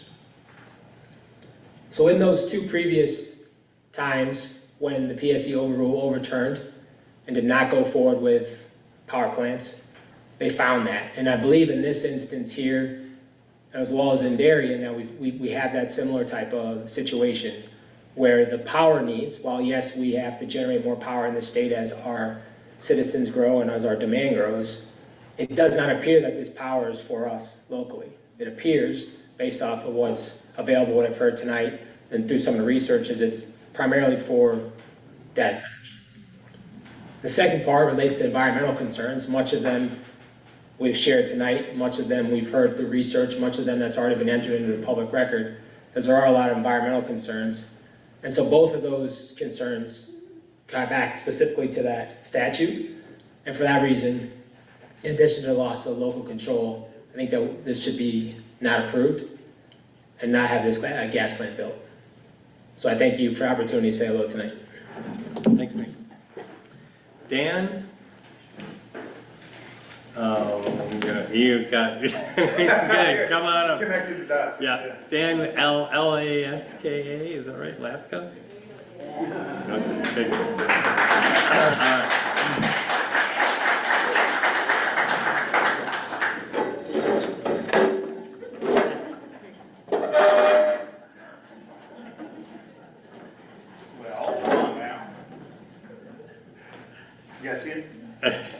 All right. So what I'll do is I'm going to grab a picture of that and put it in the record. Perfect. You did, well, let me get you sworn in first. Raise your right hand. Do you swear or affirm to tell the truth, the whole truth, and nothing but the truth? Hell yeah. Okay, keep it clean, keep it clean. Actually, I want you to say yes or no. Yes. Okay, for the record. All right, so state your name, please. Dan Laska, Laska. All right, perfect. The husband of Kimberly. And just so we know, you did display a sign on the hearing. I just want to make sure you're. Yes, I displayed a sign that I designed, a yard sign, to oppose data plants and data centers in Paris. Okay. It's two-sided. This is one side, the other side also. It's a riff on the license plate. You know, so I replaced the farm with a data center. Mm-hmm. Got it. Everybody knows our license plate. What does it say? Dairyland. America's Dairyland, not data land. All right, great. So I'm going to take a picture of that. I'll put it in the record. Just, I know other people at the hearing wanted to display that in the room, and I asked them to refrain from doing that just to keep decorum in the room. But I do want to make sure that it does get in the record. Yeah, it's my artwork. So perfect. All right, excellent. Go ahead. I'd like to start with two mission statements. Actually, I'm going to get over here. Sorry. Well, I guess you can't. This one. Two mission statements. The Public Service Commission, PSC, ensures safe, reliable, affordable, and environmentally responsible utility services and equitable access to telecommunications and broadband services. The PSC considers a balanced, diverse perspectives and endeavors to protect the environment, public interest, public health, and welfare. The second mission statement is from what's moving in. So I woke up one morning and found out Microsoft was my neighbor, literally, my property line. Not only did that change, but it became Kenosha, and it got rezoned to heavy industry from C2. Like that. So the other motto is move fast and break things. Move fast, Dan. Break things. Thank you. This is the tech bro model. This is what they're doing to Southeast Wisconsin. They're moving it fast and they're breaking Southeast Wisconsin. They're not here. We're not here. And I appreciate you guys showing up. I really do. And this is unfortunate. Have you ever been so mad you're exhausted? This is how we live now. I can't sleep. I make these signs. I'm on a road. This is not a fight I picked. Have you ever felt so marginalized? So unheard? So pushed aside? So powerless? This happened one other time in our country's history. When the interstates were going in, they were going so fast, they demolished communities. They separated cities. They separated towns. And this is now what's happening to the farmland in this country. And us, this community. If there's anything good that's come out of it, I know some of these people now. I lived here 8 years. That's one of the things about living in a country. Unless you've been here for decades, you don't know anybody because you kind of got your own space. But in a weird circumstance, you brought us together, and we're angry. You guys are appointees of Evers, and I'm sorry he's not here. He started this ball rolling. And see if you understand this, he left me without a harbor. Do you understand what I mean? I leaned your way. I can't trust you. I can't trust the other side either. You won't win this state without Southeast Wisconsin. Either side. I like the idea that Phil brought up of we the people. Maybe that's what we need now. Somebody that represents we the people. Because neither side is. We're being ruled and not represented. I've been going to a lot of the Kenosha, and this is partly Kenosha's fault. I'm sorry Kenosha taxpayers don't pay enough money for that town can run, because they need to come out here, establish a partnership from day one with We Energy and Microsoft. And can we stop talking about this as if it's a suburban development? Oak Creek. Can we call it for what it is? It's the We Energy power plant for the Microsoft data center. Can we refer to it from that from now on? Can we all agree upon that? It makes it sound benign calling it Oak Creek.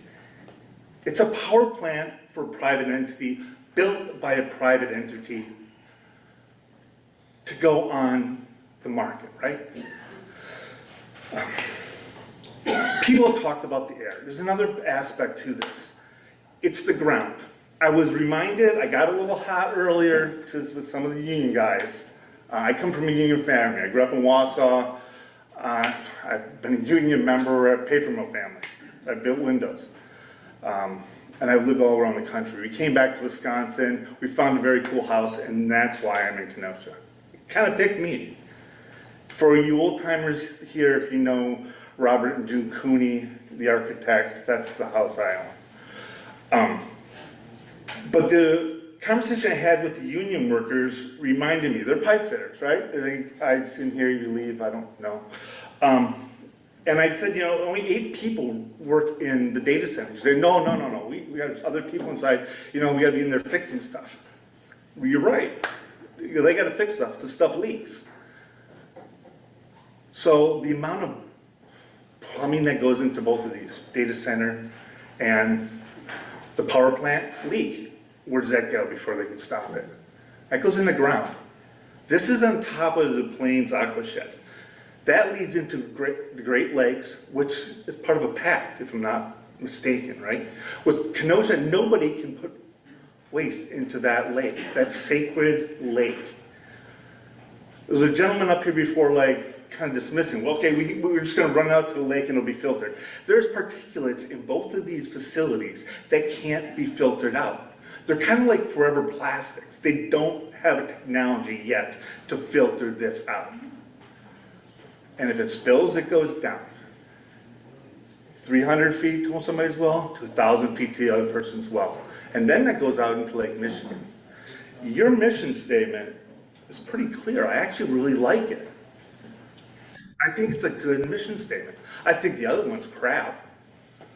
But I really like yours. I think it's responsible, it's forward-thinking, it's pragmatic, which is something I like out of government.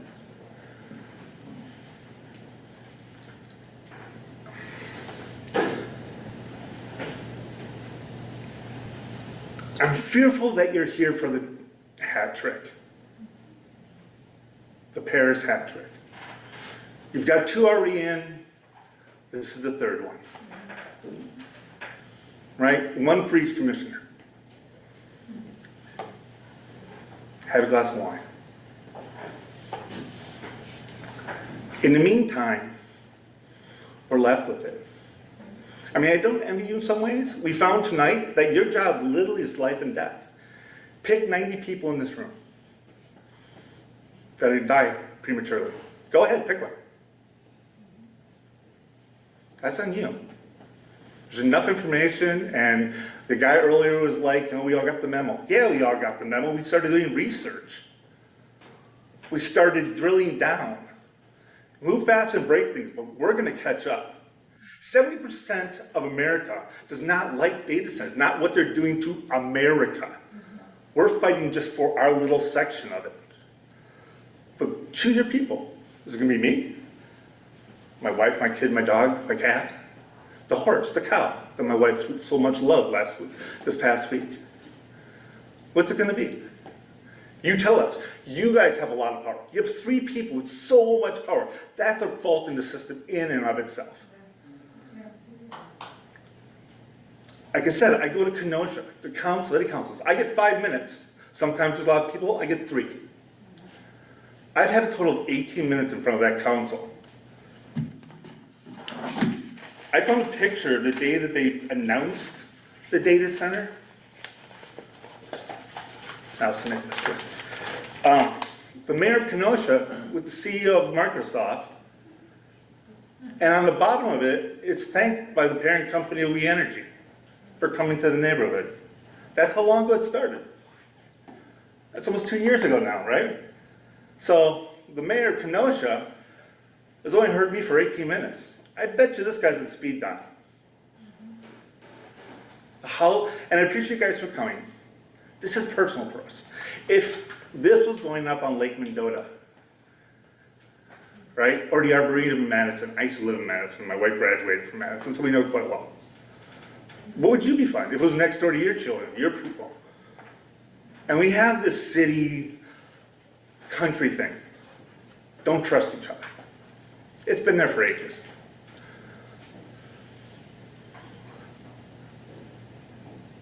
But just common sense that seems to elude at times. We're not stupid. We live out here. We chose to live out here. This came to us. You didn't bring it. That I will equate. You didn't bring it. But you haven't stopped it anywhere. Right?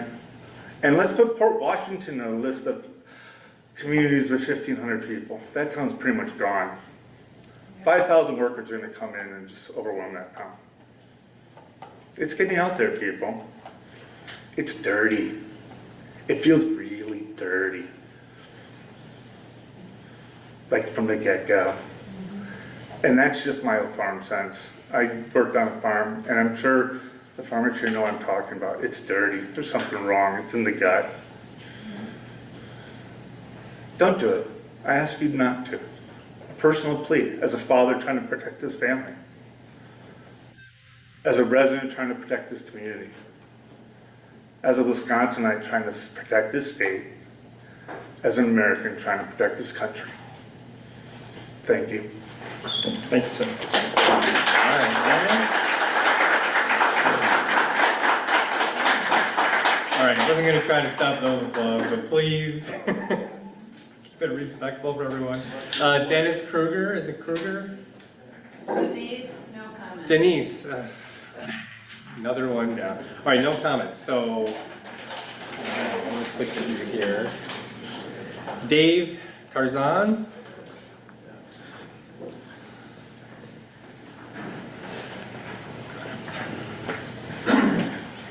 Hello. Hi there. Raise your right hand. You swear or affirm to tell the truth, the whole truth, and nothing but the truth. I do. All right. State your name, please. Dave Tarzan. Go ahead. Okay. I'm a county board supervisor for District 6 in Kenosha. The reason why I'm stating that is because we at the county board have no vote on this at all. It's all city council. Try speaking into the mic. I'm sorry. It's all city council. So if there is a vote, the city council, because the land has been granted to the city of Kenosha, has the power to vote on it. So I'm kind of saying, if it was in my control, I would say no. Hard no. For the reasons, so many reasons. When I think about this, I think about the Matrix. And when Orpheus was talking to Neo, and they were looking at the television about what was going on above them, and Orpheus said, we don't know who burned the sky. We don't know if it was us or them. And we're there. We, all of us, are at this place where we can choose to destroy the environment for the next generation and those down the line from us. Questions for myself, just what have we considered when there's a disaster or catastrophe, and that's happened in this country how many times? Large corporations dump or accidentally dump a ton of pollution and just destroy a whole ecosystem. We all know that the accountability goes nowhere. It's just written off. They just walk away. Hands clean, they just walk away. And we're able to say, let's just stop now. Let's stop this, because there's just in this power plant alone, the environment is going to, just the temperature of the surrounding area is going to go up by 10, 15 degrees. I think that's the facts in. Then you add the data center. Now you got the sound problems and all that. What I'm worried about is the accountabilities. There's just going to be none. We know this from experience in this country. Repeatedly, large corporations are just walking right over us. This is a small town, 1,500 people. Town down in Wheelan, another 1,500 people. They're just walking straight over us like we don't matter. And we have to take responsibility for ourselves here. And it's time. And it is time to say no to this project. And I urge you all to say no. Thank you. Thanks. Thank you very much. Tina Brewer. And while Tina's coming up, we got 5 more appearance slips on file here on deck. So once we get through those, we'll be done, unless I get more. So feel free to get those slips filled out and up here. Hi, have a seat. Thank you. Swear you in. Swear or affirm, tell the truth, the whole truth, nothing but the truth. I do. All right, great. State your name and give us your comment. Hi, my name is Tina Brewer. Can you come closer to the microphone? Sure. My name is Tina Brewer, B-R-E-W-E-R. I'm a resident of Paris Township, where my family has deep roots here in this community since the early 1950s. My home is located directly across the street from the proposed methane gas plant and data center site, meaning my family would live every day with the consequences of your decision. I'm asking for a pause on these projects until the facts are fully known, independent impact studies are completed, and residents have an opportunity to review all the findings. Most importantly, the people of Paris Township should have the right to vote through a referendum on whether they want this type of industrial development in our community. The future of our township should be decided by the people who live here, not by outside corporations whose interests may not align with ours. What's happening here feels like the Wild West, where large corporations are racing to see how quickly they can push these massive projects into our communities before residents fully understand the consequences. This project is not being built to benefit our families, our schools, our farms, or our local community.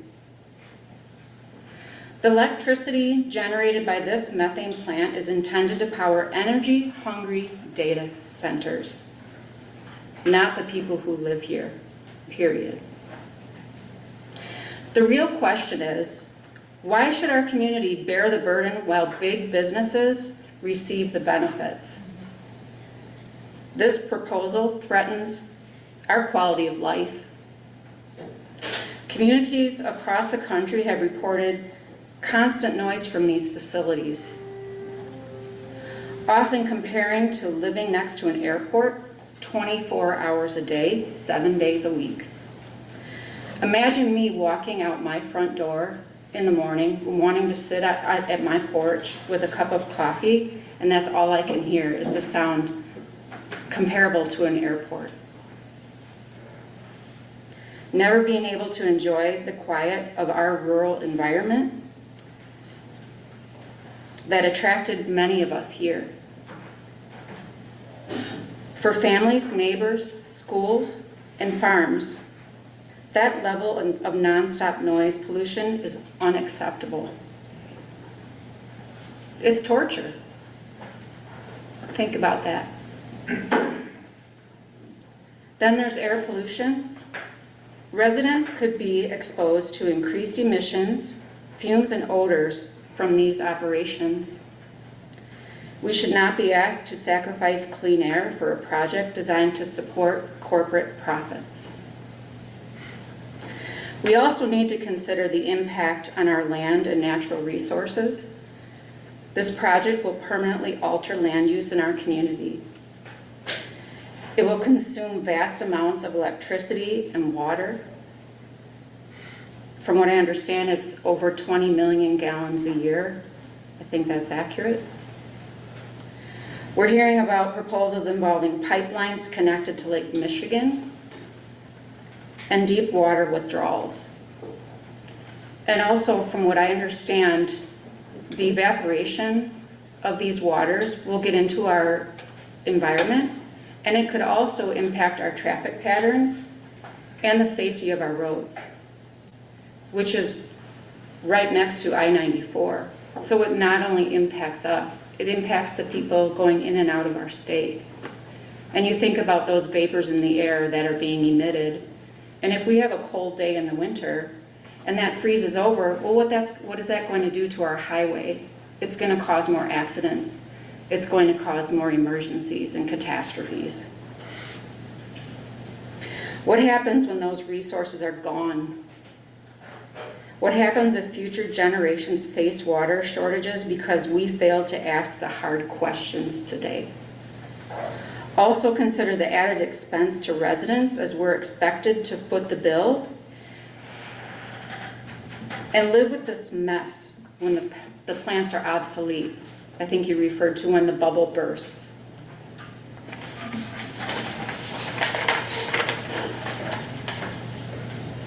Let's talk about property values. That's a big concern considering I'm directly across the street from where this is all happening. Who wants to buy a home next to a massive industrial facility operating around the clock?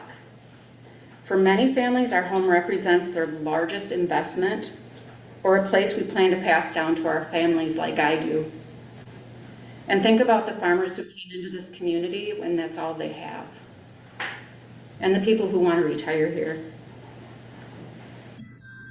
The Paris Township has already several solar panels that blanket our farmland. We have industrial expansion projects underway at the Rice facility.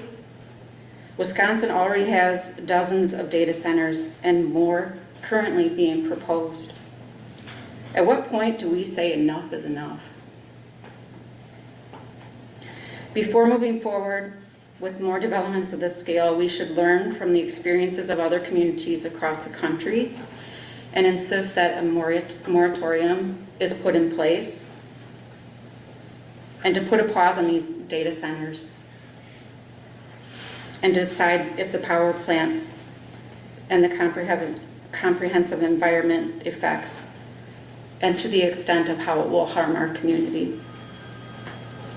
And I know we can't ask you questions directly tonight, but I would like you to ask yourself these questions before you lay your head to sleep at night. Would you be okay with living next to this methane plant in a data center? Would you want your children and grandchildren to live here? Or for your parents to retire here? Would you drink the water near these facilities? Would you drink that water? Would you accept increased air pollution and constant noise pollution?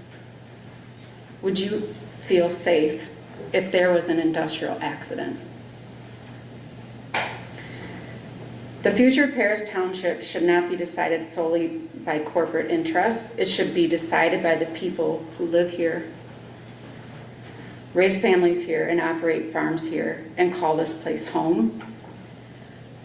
I urge you to please think about that and push pause and put the interests and the health of our community first, and allow us to vote before any decision is made. And if I remember, I think there's enough people in this room that are old enough to see that bumper sticker that said, I think it was green, and it said, "Escape to Wisconsin." You raise your hand. That was a familiar sight, but I haven't seen that bumper sticker in a very long time. I can't remember the last time. And I think the new bumper sticker, unfortunately, if we continue to move forward the way things are today, it's going to be "Escape from Wisconsin." Thank you. Appreciate your time. Thanks a lot. All right, we're going to switch to Zoom. There's a couple more free calls. I'm going to start with I Love Paris. Screen name I Love Paris. Would you like to comment? Can you turn your camera? I'm going to try and get on camera here. I'm sorry if I can't. Not sure if you can hear me, but yeah, I can hear you. Okay. Okay, we can go ahead. Looks like you got a gear on your screen. Hang on just a minute. Just take a pause a sec. Let me get started. You ready? Okay. So I'm going to swear you in first. So please raise your right hand. Yes, and sir. do you swear or affirm to tell the truth, the whole truth, nothing but the truth? Yes, sir. All right, great. So I need you to state your name and spell it for us. Yes. My name is Jason Donald Rash. JASONDONALDRASCH. All right, go ahead. All right. I just want to say, I love Paris. Outside of that, I love Kenosha County. And Commissioner and the commission, thanks for putting this on today. And I'm going to go officially on the record saying, I'm opposed to the gas-fired plant coming out here. I wasn't a big fan of the solar farm, but here we are. We got a potential data center coming out here, and I'll say that because Microsoft bought the land, but I know City Kenosha doesn't know what's coming out here, but we're all guessing. We think it's a data center. I'm pretty sure it's a data center. It's in the works of being rezoned. They got doing the traffic thing right now. I see the equipment out there. In any case, I live at 1304 136th Avenue. This is all in my neighborhood. My kids go down the road. They've grown up down here. I've had this property since 2009. And when I bought this property, I fell in love with it. Me and my wife, this is our dream. Farmland, the town just taught you, treat you like family. Everybody knows everybody. And this was my life house.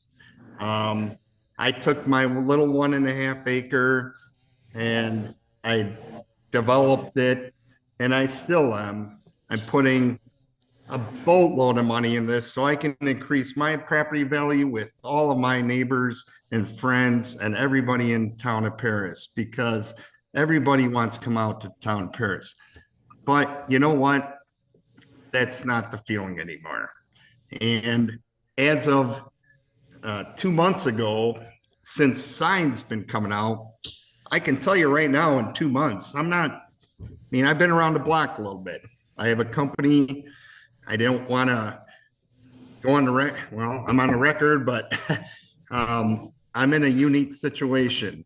I have one of the largest union companies in the state.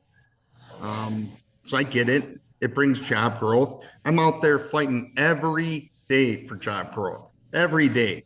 But you know what? Kenosha County, not just Paris, Kenosha County is just sucking it all in.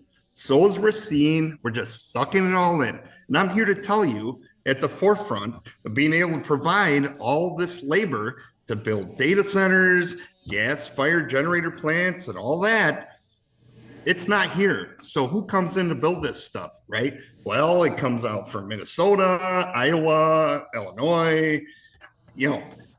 I've been in construction all of my young kid and adult life, and I know how it works. And I'm scared to death about this, to the fact that where me and my wife are having conversations about, again, everything. I'm not going to go into the why it shouldn't be in here. My fellow friends and county residents and outside county residents and regional wide they know, they've said it for me. I don't have to sit there and say, what, but I'm a quarter mile around road. And yeah, could I get work out of this? No, sure. Do I do actually work maybe for some of these potential people that are buying the company, this land up? Yes, I do. I don't want it here. I don't care. There's enough work here for Kenosha, Racine, Walworth, Milwaukee residents. You have Eli Lilly in the background that is going to suck up a lot of labor. Where do you think this labor is going to come from? It doesn't just come out of thin air. And yet, let's all put it in the town of Paris, my little town of 2,000 people. By the way, I went on to be a Paris firefighter, and I still am. I'm goddamn proud of it, and because I love this town. But now all this is going to put me in a danger, because who's going to be first on scene? Our little town of Paris, which is one of the best in the county here, that will put up, our little town's going to come up and fight the big data center fire, the big gas fire, and I'm putting myself at risk. I put myself at risk for this town because I love it, and I love every resident and surrounding Kenosha County. This isn't a town of Paris. It's a Kenosha County, down at City Hall, all the way to City Hall. And you know what you know who you are, and I know how the game works. I know this intergovernmental agreement out here. And I know the developers. I do work for them. Not only do this, I got to hear that, developers are going to develop this land all the way up through County A, all the way up to 136 and MB. I got to listen to that. Not only do I got to listen to the gas-fired, I got to listen that developers are ready to develop this in 10 years, and they're going to buy everybody out. Is that fair? Is it? And I just want to say thank you, for the forum. And as you can tell, I'm upset. This is my life home. I hope to die in it. And you know what? Paris Fire will take me out of this home. Gosh darn it, put it on the record. But, again, I think about a lot of different things. I'm a business owner. I employ 65 people as it is today on the payroll. And I get it. It's supplies, but that is not enough. There's enough work going around in the area, not enough work that we don't even have enough labor. It's coming in from out of the region. So that's my rant. Thank you. All right, I appreciate it. All right, we'll take one more person from Zoom. We got a couple more who joined us. How about Steph Sivak? Scare him away. Okay. Chris. Chris, you joined us recently. Did you want to comment on the Red Oak Ridge Energy Center? Just unmute and let me know. Okay, we'll get back to in the room people. So I'll read out who we got left for appearance slips. Leslie Brown, Howard Gus's. There you go. Scott Kirshner and Lorenzo Santos. And that's all I've got in the room at this point. So let's take Leslie first. Do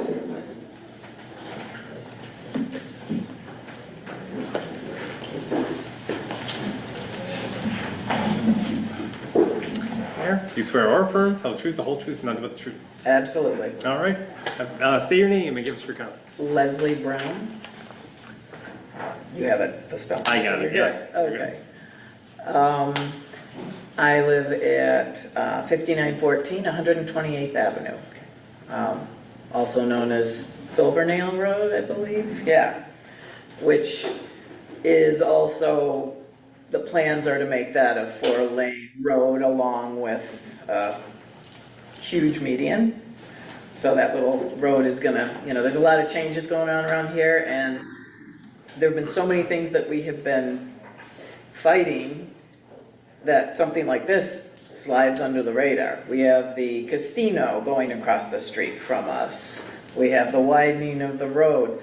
I remember several years ago, it was like a Saturday morning, I get a knock at the front door, which is pretty bold for the person because we have big dogs. And I open the door and it's somebody from the Milwaukee Journal saying, how do you feel about this being the proposed site for Foxconn? And I was like, what? And he pulls out a map and shows me a map, and thank goodness, and I'm sorry for those that, where it ended up, but, things slide through very quickly without a lot of notice. So anyway, that's that. When you talk about health being affected by these types of plants and that, let me tell you that I am a cancer survivor. My daughter, who is a proud Paris School graduate, and Central, and she's now a Badger. Fortunately, she's going to be a doctor. We might need her, with what's going on here. But, I did everything. She was 15 months old when I was diagnosed with cancer. And everything I did from that moment on was so I could be around to see her grow up and to watch her milestones. I wanted to watch her walk. I wanted to watch her go to preschool. And I kept hitting those milestones, which is great. I wanted to watch her go to kindergarten. That was awesome. And, she hit all of those. But I lived my life trying to be as healthy as possible. I never smoked. I do everything right. And I do what's in my control. And it really, okay, pardon the phrase, it really sucks to have it taken out of my hands. I'm trying to do everything right so I can be around to watch my daughter grow, maybe see grandchildren.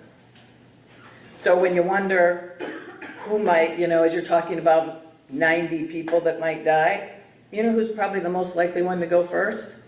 Somebody who's already had cancer. That's, that's where I am. That's, we have our business on our property. We employ 12 people? 14 people. We do everything to help the town of Paris. We support the schools. We donate to fundraisers. We try to, when we built it's a kennel. It's called Wolfman's Lodge. When we built that, we used local, our next door neighbor did the survey, and it was even so she got to place where the building was because, it's a kennel. People worry about if there was going to be noise, but that wasn't the case. We built it right, but the town made us, they made us jump through so many hoops, which I appreciate now. But they had us send invitations to all of the people around us. And we went to a place, it was called The Hub, what is it now, Rivals or something? And we had a social where we had our builder come and talk and explain and answer any questions or concerns that they had. Because we wanted to be good neighbors. And before I forget, I'm opposed to the plant. But anyway, you know, we did everything we were supposed to. Storm water runoff, you know, the parking lot can't be too big or anything. Our sign, we had to make sure it was low impact, you know, low lights, everything, because we wanted to be good neighbors. Well, now we've got Amazon down the road from us, we've got Uline, you know, all this stuff. But it just, you know, I really love Paris. We've been here, you know, we moved in 2006. And when we moved up here, we came from Illinois. Sorry, everybody, but I'm from Michigan, so that's okay.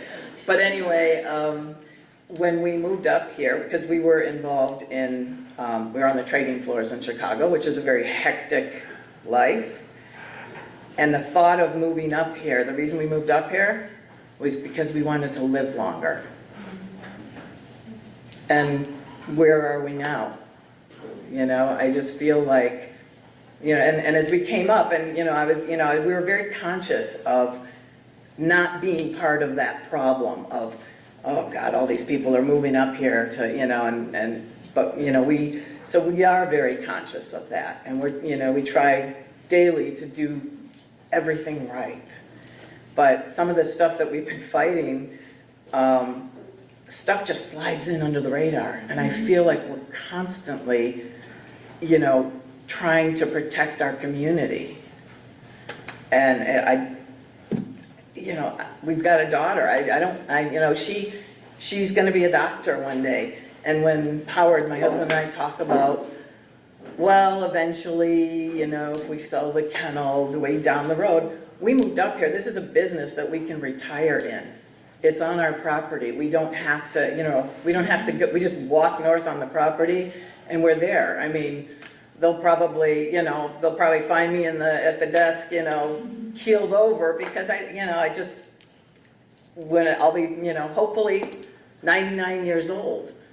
But, you know, I'd at least, you know, I'm 61, I'd at least like to see 65 and go beyond that, you know, but as I said, as somebody who is a cancer survivor, I'm an 18-year cancer survivor, I'd really like to live a bit longer. So that's all I have to say. Thanks. Howard?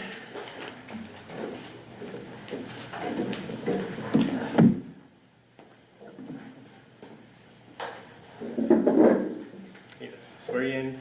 You swear or affirm to tell the truth, the whole truth, and nothing but the truth? Yes. State your name and give us your comment. Yeah, Howard Gussis, 5914 128th Avenue. Leslie took a little bit of my thunder there, but we sat in this room about 20 years ago to propose opening our business, Wolfman's Lodge. They made us go through 5 meetings to open a kennel for dogs, right? We set a record for Kenosha County and the number of conditions for our conditional use permit at 37. And I often joke that it would be easier to open a nuclear power plant, and apparently it is. We're constantly now feel like we're being invaded. Our street's going to go to 4 lanes. We're members of CABA, the Chamber of Commerce, yet nobody will tell us what's going on. They're like something good's happening, but no one knows even why they're spending $25 million to do that street. They won't tell us. We think it might be for the casino, but as far as we know, it's not fully approved. So we go to the meetings, we go to the city of Kenosha. Every single person that spoke, except for the guys that were going to build the casino, were against it. yet it passed almost unanimously. So this whole thing about being the government for the people, by the people, does not exist. So one of our clients, in 42 years, we now become Kenosha. One of our clients would be the alderman if we were Kenosha. I said, well, how could this happen? He goes, well, you guys don't vote for us, so we don't really care. I mean, it's absolutely ridiculous, the uncontrolled growth. No one in Paris wanted even to have the land use agreement, but we were pretty much told if we didn't do it, we'll just take you out of existence. And these companies that are coming here have so much money that I did hear one comment, if we knew about it 20 years ago, we would have bought the whole town. It's absolutely ridiculous. But no one wants the data centers. I'm assuming the power generations for the data centers. Nobody wants it. No one asked for it. And at the end of the day, only a couple of the companies are going to win this battle. And then you're going to have these huge empty complexes. Then what? They're probably single use. Who's going to pay to take them down, clean up the pollution? I'm an aquarist, I have a pond. I can take the water from the ground, just pour it into my tanks. My fish are happy, they spawn. If I were to use city water, I can't do that. I have to treat it with chemicals. And in fact, when we moved here, Leslie was concerned, because we were from the city, about groundwater, well water, hearing stories and stuff. And the neighbors all laughed at us and go, you don't have to worry about that. We're all 85 and 90 and been drinking this water our whole life. So, I really think that we should have input, and you're surrounding us with these things. To paraphrase a great man, the Paris and some of the surrounding communities are the jewel and the crown of Kenosha County, and they're destroying it. We're absolutely against it. I've actually said, I have 14 employees. I always have a handful of high school kids. My biggest problem is they come back forever. They come back, they work through college whenever they're on break, and then when they get a real job, and I don't have any turnover. And they don't even care. We pay well, we give health insurance. A couple of my employees are single, own houses, but they don't care about those businesses. They only want to see businesses that have hundreds of people, but none of them are going to live here. They're all commuting in. It's not part of the community. The county has a lot to offer, and the city is using us as a dumping ground. And we feel that we have no choice almost. I mean, I know our road's gonna go to that 4-lane, that's fine. We'll deal with it. We've already been able to force some changes so they're not actually encroaching our land, because there's some vacant across the street. But it's taken a lot of fighting, hiring attorneys. So anyway, well, thanks for the time, and hopefully you will vote against this. Thanks very much. Scott Kirshner. There you are. And we have a couple more people join us on Zoom. We'll inquire with them next. Oh, we've got a few more people.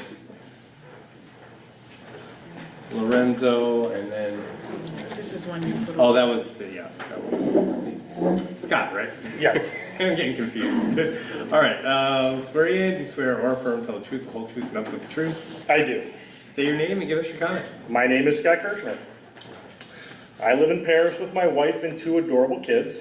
The proposed Microsoft data center and the proposed Red Oak massive gas burning plant will be shockingly close to my home.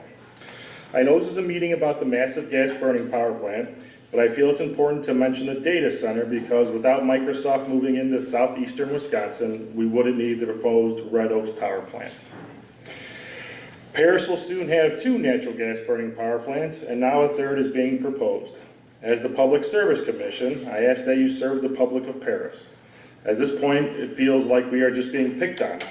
The city of Kenosha wants to approve a large Microsoft data center far from its residents, so let's just build another gas burning power plant in Paris. We don't get to vote for the city of Kenosha leadership or have any say in what Kenosha does. What we have is the Public Service Commission to look out for us. Please remember the town of Paris is a residential community with schools and families and farms. It's my understanding the PSC rarely denies projects like this, so take a stand with us and deny a private company building a gas plant to support a private business. Serve us as well, as we already bear the brunt of producing a lot of electricity for the area. Please don't make us support private companies' needs too. Demand an environmental review that takes into account 3 gas-burning power plants. As for the 2 current power plants in Paris, I read the environmental impact study done by Red Oak. But where is the study that includes all 3 plants? Many families live near all 3 plants if the Red Oak gas-burning plant is approved. The cumulative impact will be significant and should be studied, discussed, and made public. Nobody denies the negative impact of gas-burning power plants. The only argument I ever hear is it's cleaner than coal. This is the United States of America, not China, and we have more than 2 options.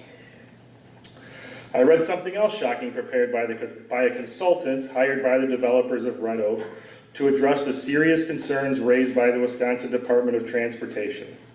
In short, the department pointed to another gas-burning power plant near an expressway in Wisconsin and discussed the negative and absolutely dangerous impact it had on driving condition. This consultant hired by Red Oak did some analysis and used an average temperature of 59 degrees to conclude the risk was minimal. I assume the consultant doesn't live in Wisconsin because we all know, and the Public Service Commission knows, and certainly the Wisconsin Department of Transportation knows, this is Wisconsin. It gets cold here, very cold.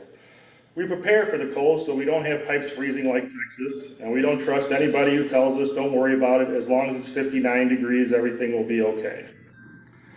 One more thing, the land in question is currently in Paris, but we moved into the village of Summers per the intergovernmental agreement. It's my understanding the current application under review doesn't even have the town or village correct. It's a huge mistake and they should have to start over and reapply with the accurate information. This won't actually be in Paris, it'll be in Summers, and it's odd that they don't have that right on anything. So, I ask, please deny the Red Oak gas-burning power plant outright and serve the public, not corporate interest, or at the very least delay the process until the impacts of all 3 power plants on the residents of our community and the impact of one of the most traveled roadways in the entire state can be properly studied. I do appreciate your time, and I hope I didn't read that too fast for you. So, all right, thank you. All right, great, thanks. Lorenzo.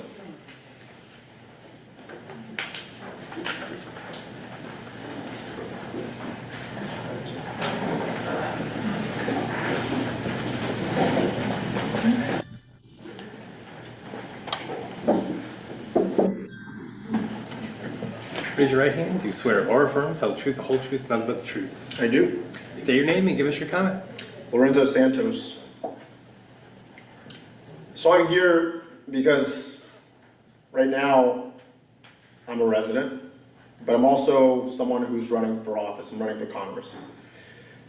What's important is as I've traveled southeast Wisconsin, I have not seen enough elected officials and candidates speaking up on this issue. This should be one of the easiest issues that we should be able to speak up on because our residents are telling us what they want.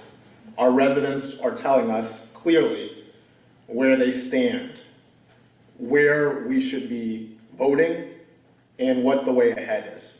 This isn't hard. However, we continue to see obfuscation, we continue to see a lack of transparency, and we continue to see these processes move forward without taking into account where the people of this state want to go.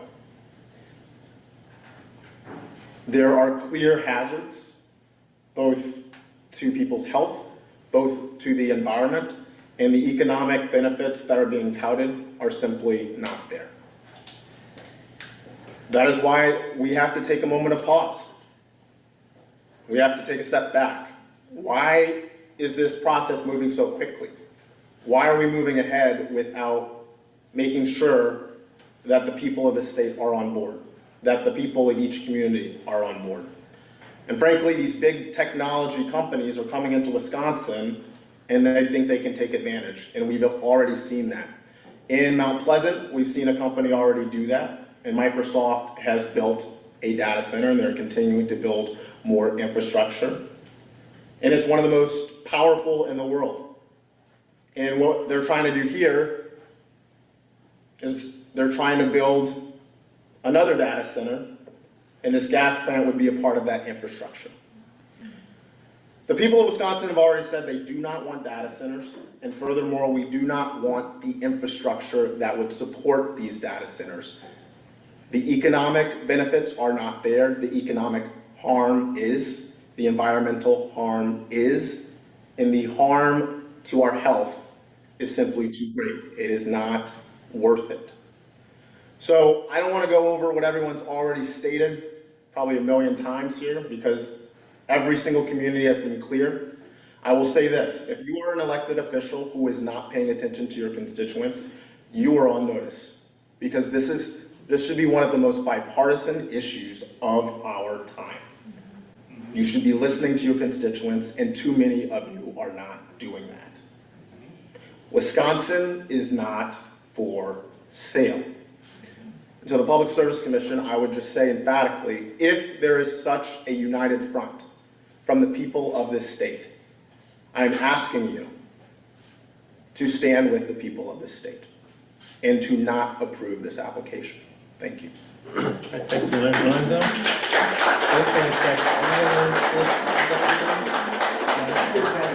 Any slips in the back that haven't come up?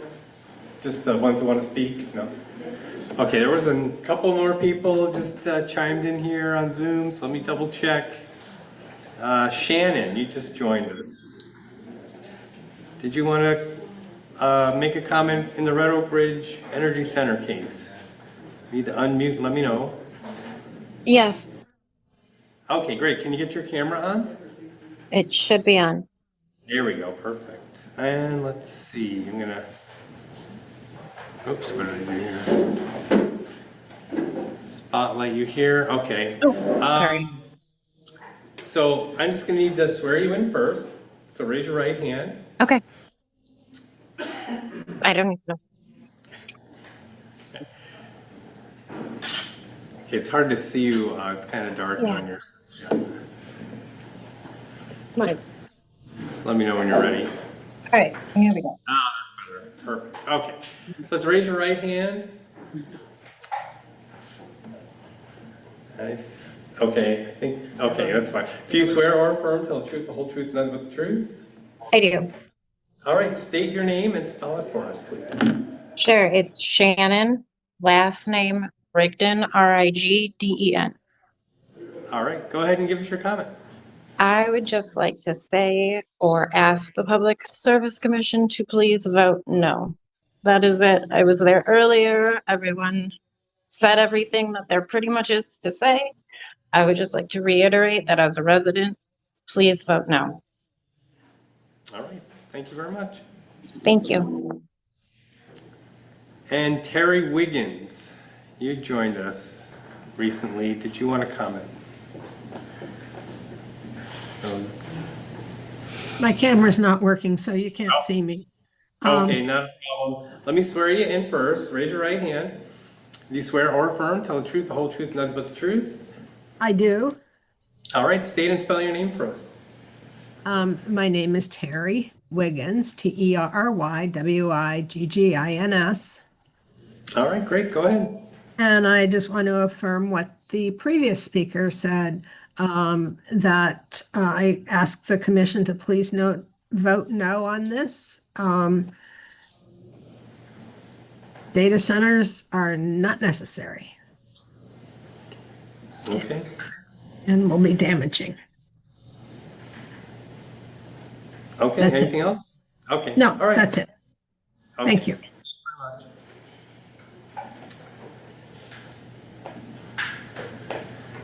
And visitor keeps joining us. Give you one last chance, visitor, if you'd like to. I have two visitors now. Okay, well, whichever visitor unmutes, I'll take your comment. No, nobody? And W. Cotton joined us again. Any comment from you? No. Not hearing that. Okay. No, All thank right, you. so- No thanks? Okay, great. Thanks for letting me know. All right, so one last chance here. Anyone in the room has commented yet? Like to do so? It's still not your last chance, because don't forget, you have until the 3rd of August to file your comment in writing if you haven't had a comment yet since June 5th.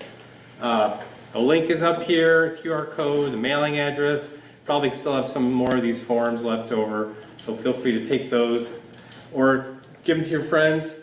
The more comments, the better. So I just want to say I appreciate the town letting us use this great facility. It worked out perfect. I appreciate the residents and all you guys coming out and behaving respectfully and giving us some really well thought, passionate comments. I know that the commissioners appreciate it. The record certainly has benefited by this, and we'll put your comments in with the rest of the evidence for the commissioners to review. I want to thank commission staff for coming out, and of course the applicant as well for listening to us. Appreciate everyone's attendance, and thank you all very much. We're adjourned. Take care. Thank you, Court Reporter.